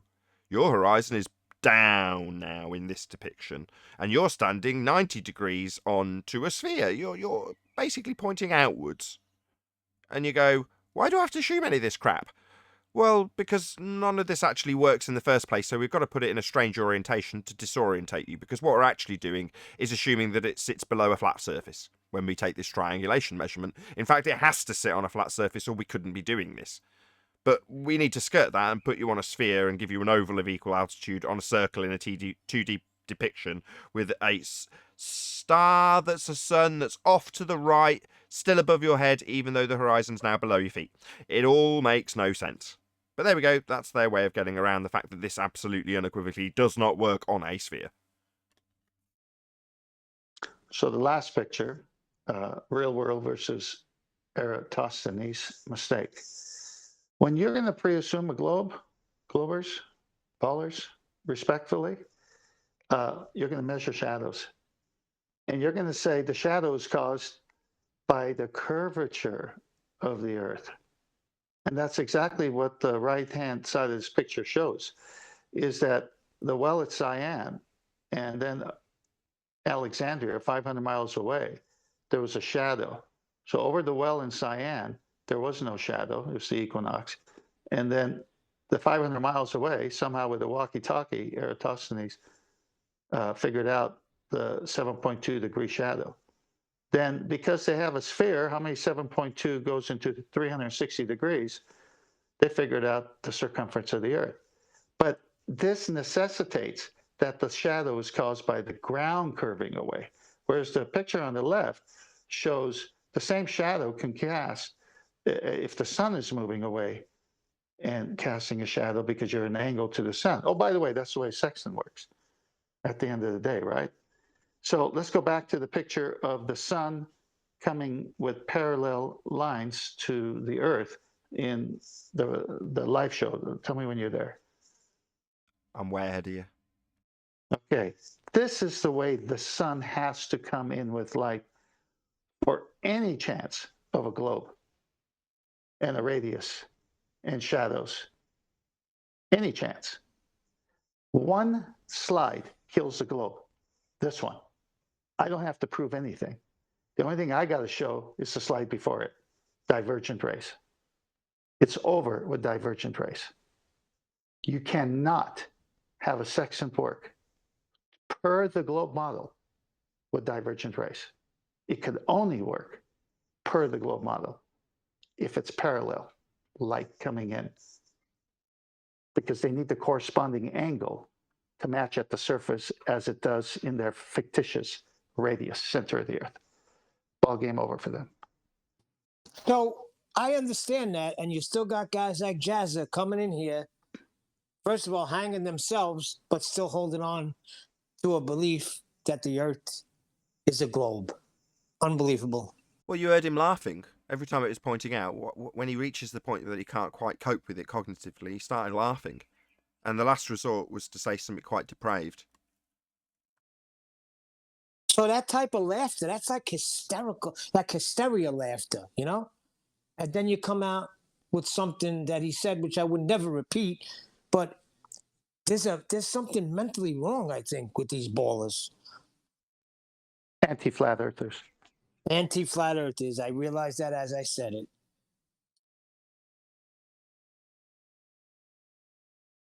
When they're doing it while they're rumpusing and bracing against us and talking through us and saying really horrible things. So the laughter would actually be more accurately described as maniacal. Okay, just explain maniacal to me. I think I know what it means, but tell me. A laugh that comes out when you're behaving badly or in a bad way. So you're behaving, let's say you're being violent and you start laughing, that would be a maniacal laugh. Well, in his case, while he's talking through us, bracing against us and asking me about my kids dying or something equally vicious, he's also laughing, making it a maniacal laugh. Yes, that's better than hysteria.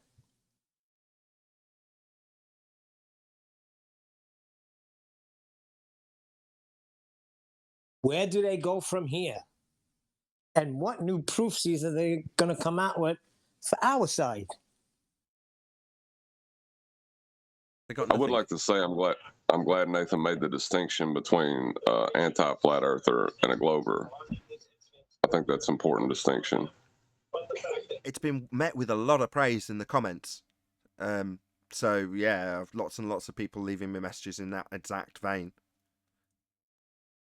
I agree. In fact, clearly made a video about it. He trimmed out a section that I'd overlooked. I then mirrored it and thanked him because I'd overlooked it. And yeah, so people making comments, there was a lot of them. Somebody even made a video about it specifically about that. So the distinction between a globe believer and an anti-flat earther, and the example I gave them was with Simon Dan. So a globe believer would be the guy that comes along and says, of course Earth turns underneath a bullet. We have Coriolis effect and we see it drift. Now we point out that would mean planes would have their flight time shortened and blimps would drift away as they're filming football games. And they say, when they're an anti-flat earther, because that's what happens if this is a very short timeline in this example, they then say, no, your reference frames that you've just detailed, aka debunked, are ruined. That's something an anti-flat earther would say. In other words, they have to work around the demolishment of their globe claim. The globe claims we turn underneath stuff that's not attached. We point out that it doesn't. They tell us Earth and atmosphere moves us one. They tell us that my reference frames I don't claim are ruined. They tell us that we don't understand. That's an anti-flat earther. Yeah, I agree with that. They're willing to just make up anything on the spot. That's what an anti-flat earther will do. They're willing to say anything on the spot and make up any ridiculous argument as long as it goes against the demolishment that we will have presented of something that is part of the official rhetoric. Yeah. A string of fallacies, a string of ad hominems, a string of anything, including a massive interruption and audio chaos that takes it away from either having the devastating claim that they can't get around delivered to them, or having to provide a rebuttal for the devastating claim they've had repeated to them 16 times while they talk through it. Again, that's an anti-flat earther. Yeah, it's like the difference between being ignorant and willfully ignorant. You know, like if you don't know you're ignorant, that's not your fault. But if you're willfully ignorant, that is. Well, it's a bit I thought immediately, yeah, that's a good example. Other than the fact that it's beyond willful ignorance, because they're attempting to get around it with non-rhetoric based answers. You know, they're told by an astrophysicist gravity literally isn't a force, and they'll come away, work around it to see if they can find a different citation that says it's an emergent force. Like, it's really been made clear by everybody who's in that field that it's not a force, but you need it to be, because if you haven't got it as a force, which you did when you were a normie and you just laughed at us and said gravity, we point out how it doesn't work the way you think it is, and you've got to then work around that, and it doesn't matter if your workaround goes against the heliocentric rhetoric, because by then, that's irrelevant. You've just got to beat the flat earther who's debunked it.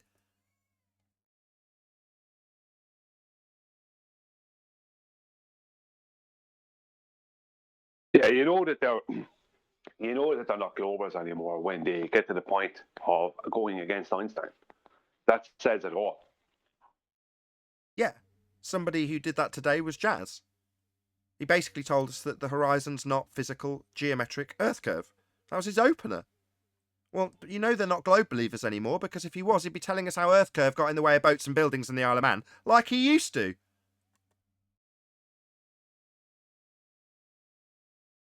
Yeah, because they can't. That's a claim that they can't make anymore, because it turned out to be completely false. So now they're in the position of claiming that the horizon is only apparent, or apparent only, let's just say, not geometric or physical. And Einstein did claim a force between masses.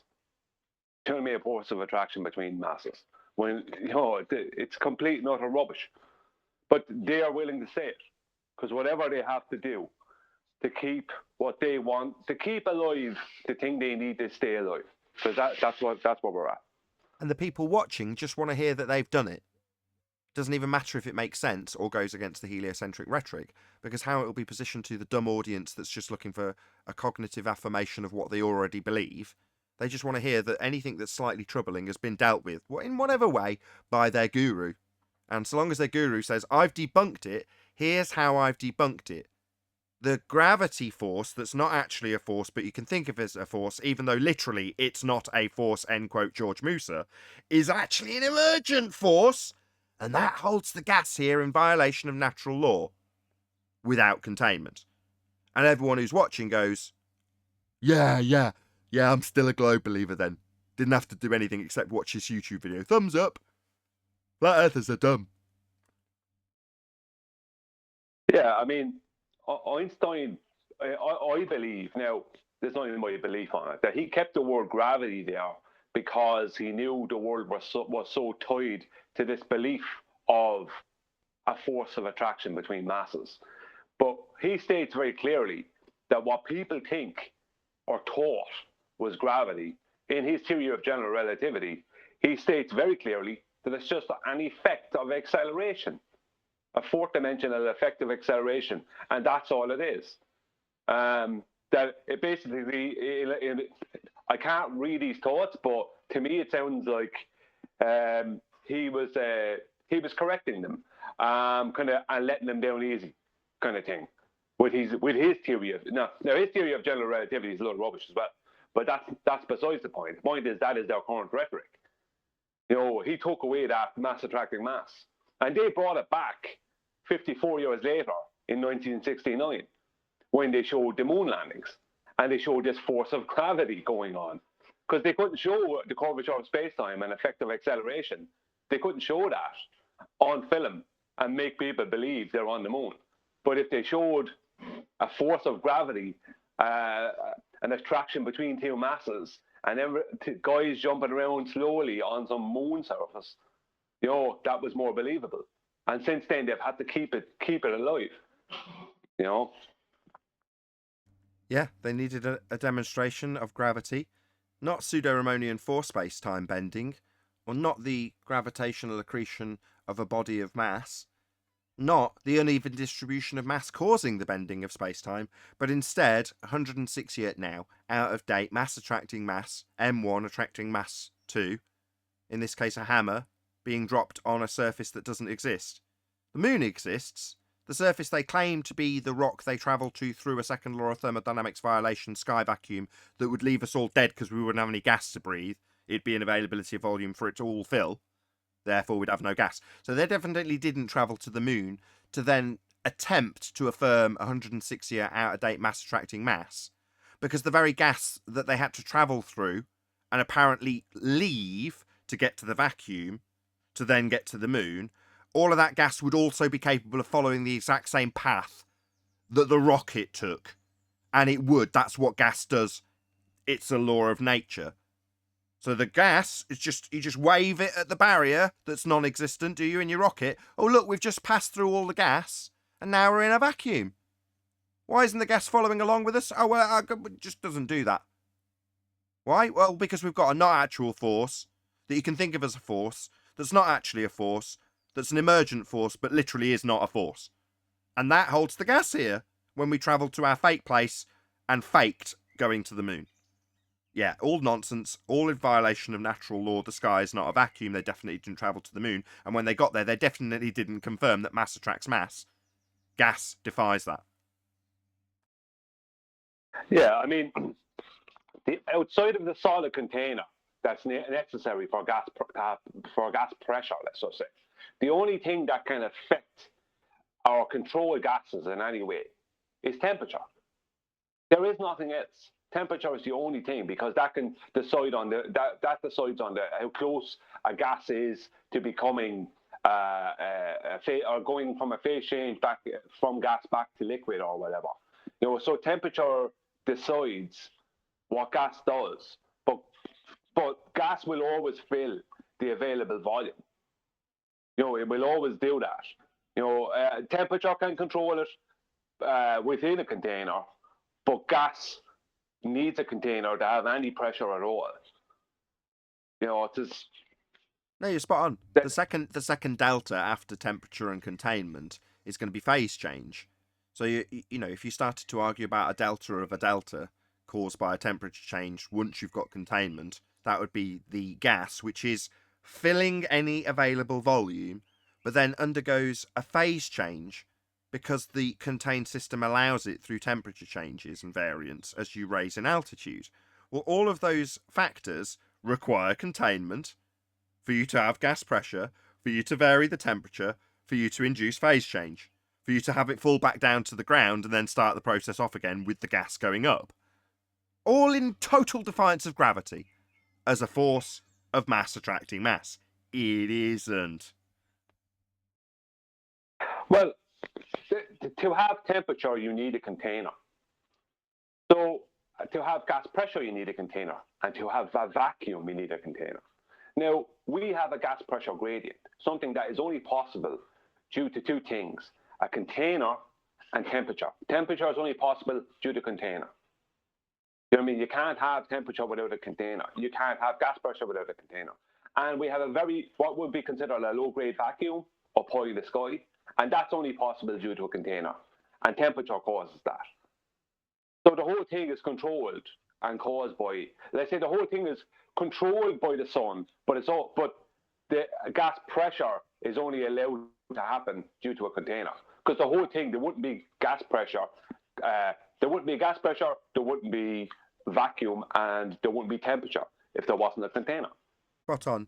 You've got to have containment in the first instance to have gas pressure. It's the necessary antecedent of the gas pressure. A contained area for the gas to press upon, because if there isn't one, it just keeps going. And if the sky was a vacuum, and as you correctly identify, you can't have a vacuum without a container either. Nature abhors a vacuum. If the sky was a vacuum, then the gas would just fill it and try and equalise. That's all gas wants to do, just moves in whatever direction it's moving in till it hits something. And if there's no container to hit, it just keeps going. And where's it going to go? Well, wherever it can go. Well, if the sky's a space for it to go, that's where it's going to go.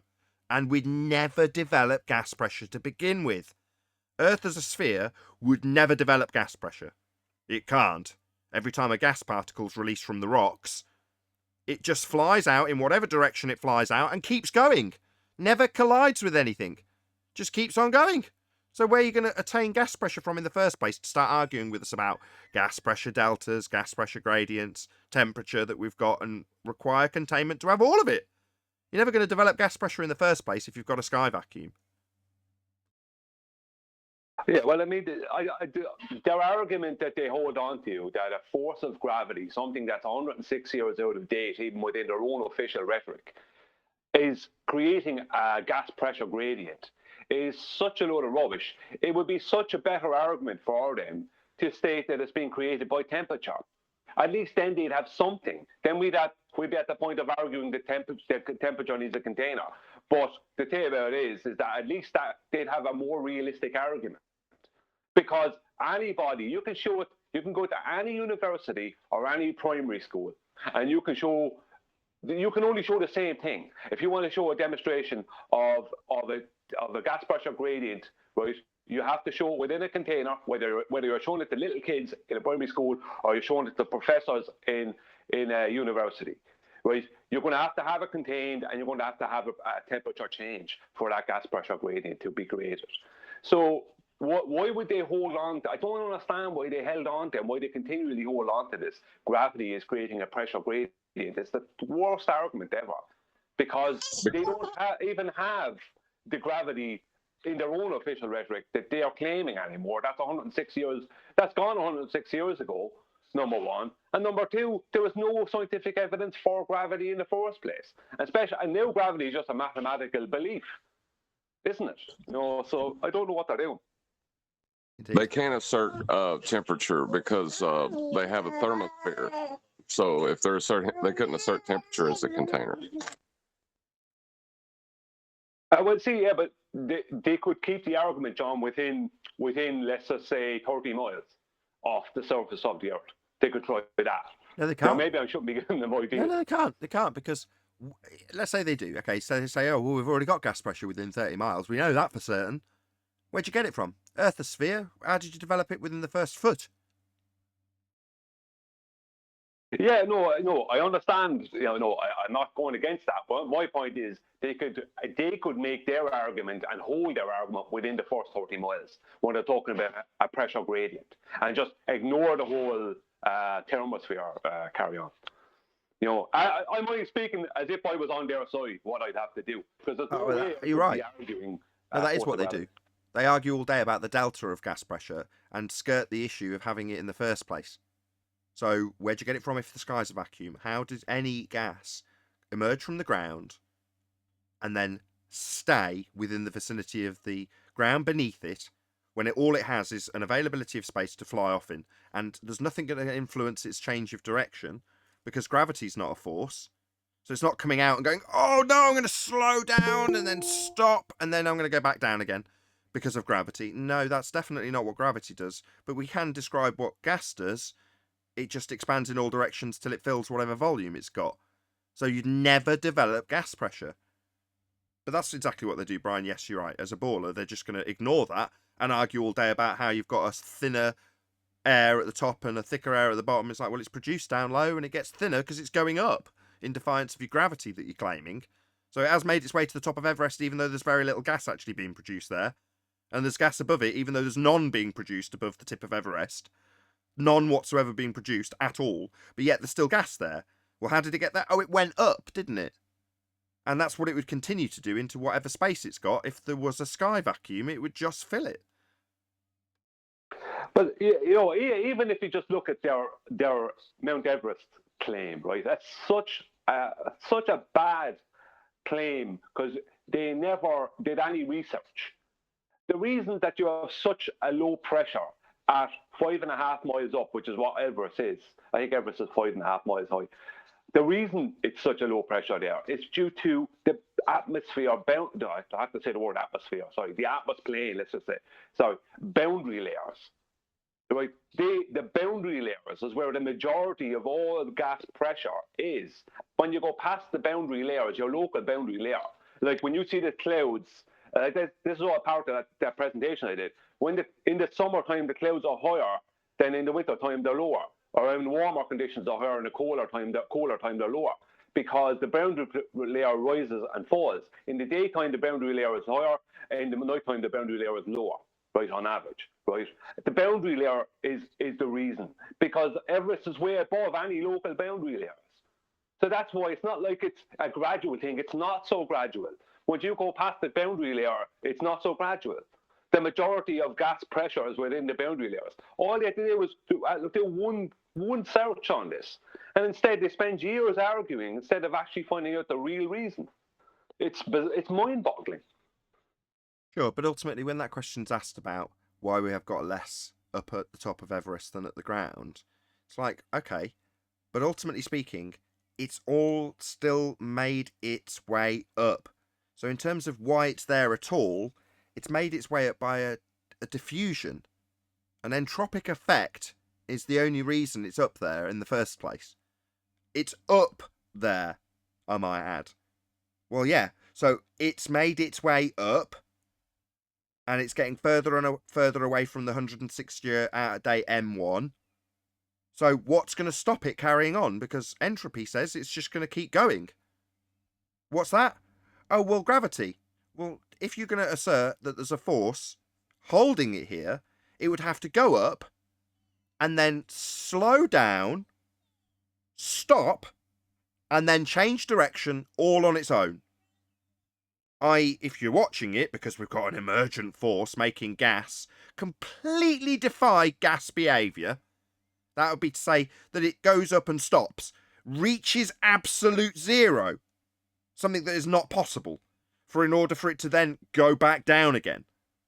It can't do that. That's beyond the behaviour of gas to do that. But with a not actual force we can think of as a force that's literally not a force, they want to assert that's what's happening. Total violation of the second law of thermodynamics, with a not actual force that's not scientifically valid. It's got two different versions. One is pseudo force space that isn't even in a real dimension, and the other has been debunked because we've got gas doing what it does. But they want the debunking of it with the gas that's showing it doesn't do that to be the cause of why the gas doesn't do the very thing that's debunking it. That's what they want. Again, anti-flat earthers. Well, you don't see people sunbathing on the top of Mount Everest. Why don't you see people sunbathing on the top of Mount Everest? Because it's cold. So there's not going to be a huge amount of gas pressure up there because the temperature dictates that it can't be. You know, it's so stupid. Their argument is so stupid. How they can make that and look in the mirror the next day, I don't know. Well, they have to get around the fact that you can't have gas pressure without a container. Much easier to argue about the delta all day and ignore the main point. How'd you get the gas pressure in the first place? Exactly. It's easier. Argue about a non sequitur or a straw man or a red herring or whatever, rather than the point. Because then you might win the argument over the red herring, and people will think you've won.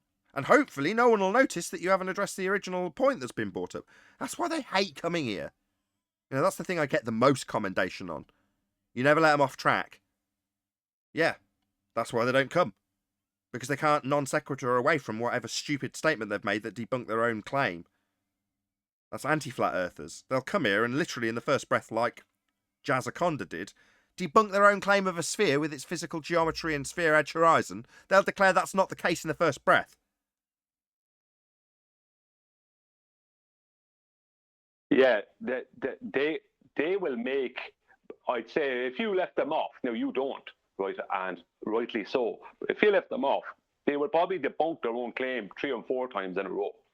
You know, we don't hear that here because you don't leave it happen, and we follow suit. You know, but if you listen to some of them, like Brandon is a bit more relaxed, and if you hear some of them on Brandon's, they debunk their own claim in 2 and 3 different ways within a space of a paragraph. You know what I mean? It's just unbelievable. But you know, we're dealing with people who will fight tooth and nail, you know, to keep the stupid going. Yeah, and with me, the moment they beg the question and I point it out, they'll fight tooth and nail to continue with the contra speaking, double speaking nonsense that you get on Brandon. Shout out to Brandon. I've got nothing against it, by the way. I think Brandon's ace. But ultimately, he's got a very different style to me. Yeah, he will let him waffle on, much to the annoyance of Quantum Eraser, who's always moaning about it. Why isn't anybody telling him? It's like, yeah, that's how that style goes on Brandon's show. Yeah, I mean, the thing about it is there's so many people on Brandon's show, both flat earthers and globe earthers. They end up crossing over each other. The globe earthers are better at keeping as a team because they'll just follow any lie. So Brendan will say something, and no matter how ridiculous it is or how much of a total lie it is, every other baller will just join in. Whereas that won't happen with the flat earthers. They'll argue with each other. Do you know what I mean? We'll argue with each other if we feel something is wrong or we feel someone said something that's incorrect. You know? But also as well as that, the flat earthers talk over each other and miss each other's points and stuff like that. So that goes against the flat earthers in that arena on Brandon's. But the thing about it is that the more, for anyone listening, they would hear that the flat earthers end up arguing with each other or crossing over each other's arguments or whatever, or missing arguments, you know, stuff like that. But what they would also hear is someone like Brendan making saying just a straight out lie, and all these other people just joining in with her, knowing that it's a lie, knowing that they can't back it. You know, and Brenda would just say anything. She's the ultimate anti-flat earther. She will say anything, literally anything, won't she? There's no limit to what lie she will come out with. Well, that's how you can tell we're a cult, because we can't agree. You know, that's cult behavior right there. You know. So just for the sarcasm overcome, no. If we were a cult, there'd be a cult leader, and we would all do precisely what they said, to the point of drinking Kool-Aid laced with poison, because the cult leader told us to. We don't do that. Quite the contrary, we all seem very individualistic in terms of our approach, on the most part. For the most part. Yeah, I mean, we have to be diplomatic with each other because we disagree with each other so much. I mean, there's so many times we disagree with each other, even though it's here on the show, we have to be very diplomatic about how we go about it, because otherwise we'd end up insulting each other. You know, so we have to be diplomatic about what we do. You know, so like we flat earthers are arguing all the time. Well, why? You know why? Because we know we don't know. You know, we're trying to figure stuff out. You know, there's a lot of stuff we don't know, and what we were told was the correct official rhetoric. We found out is a complete load of rubbish. With that, I'm going to say a huge, massive, enormous thank you to both Discord and Jeepers panels for making today's after show possible, and of course a massive thank you to all of you in either Nathan Oakley 1980 or Nathan Oakley premiering streams for hopefully smashing the super chat, liking, commenting, sharing, subscribing, and all that good stuff. Also, below this video, you can get £50 for swapping your UK electricity supplier to Octopus Energy. I've been Nathan Oakley, and I'll see you all in the next video.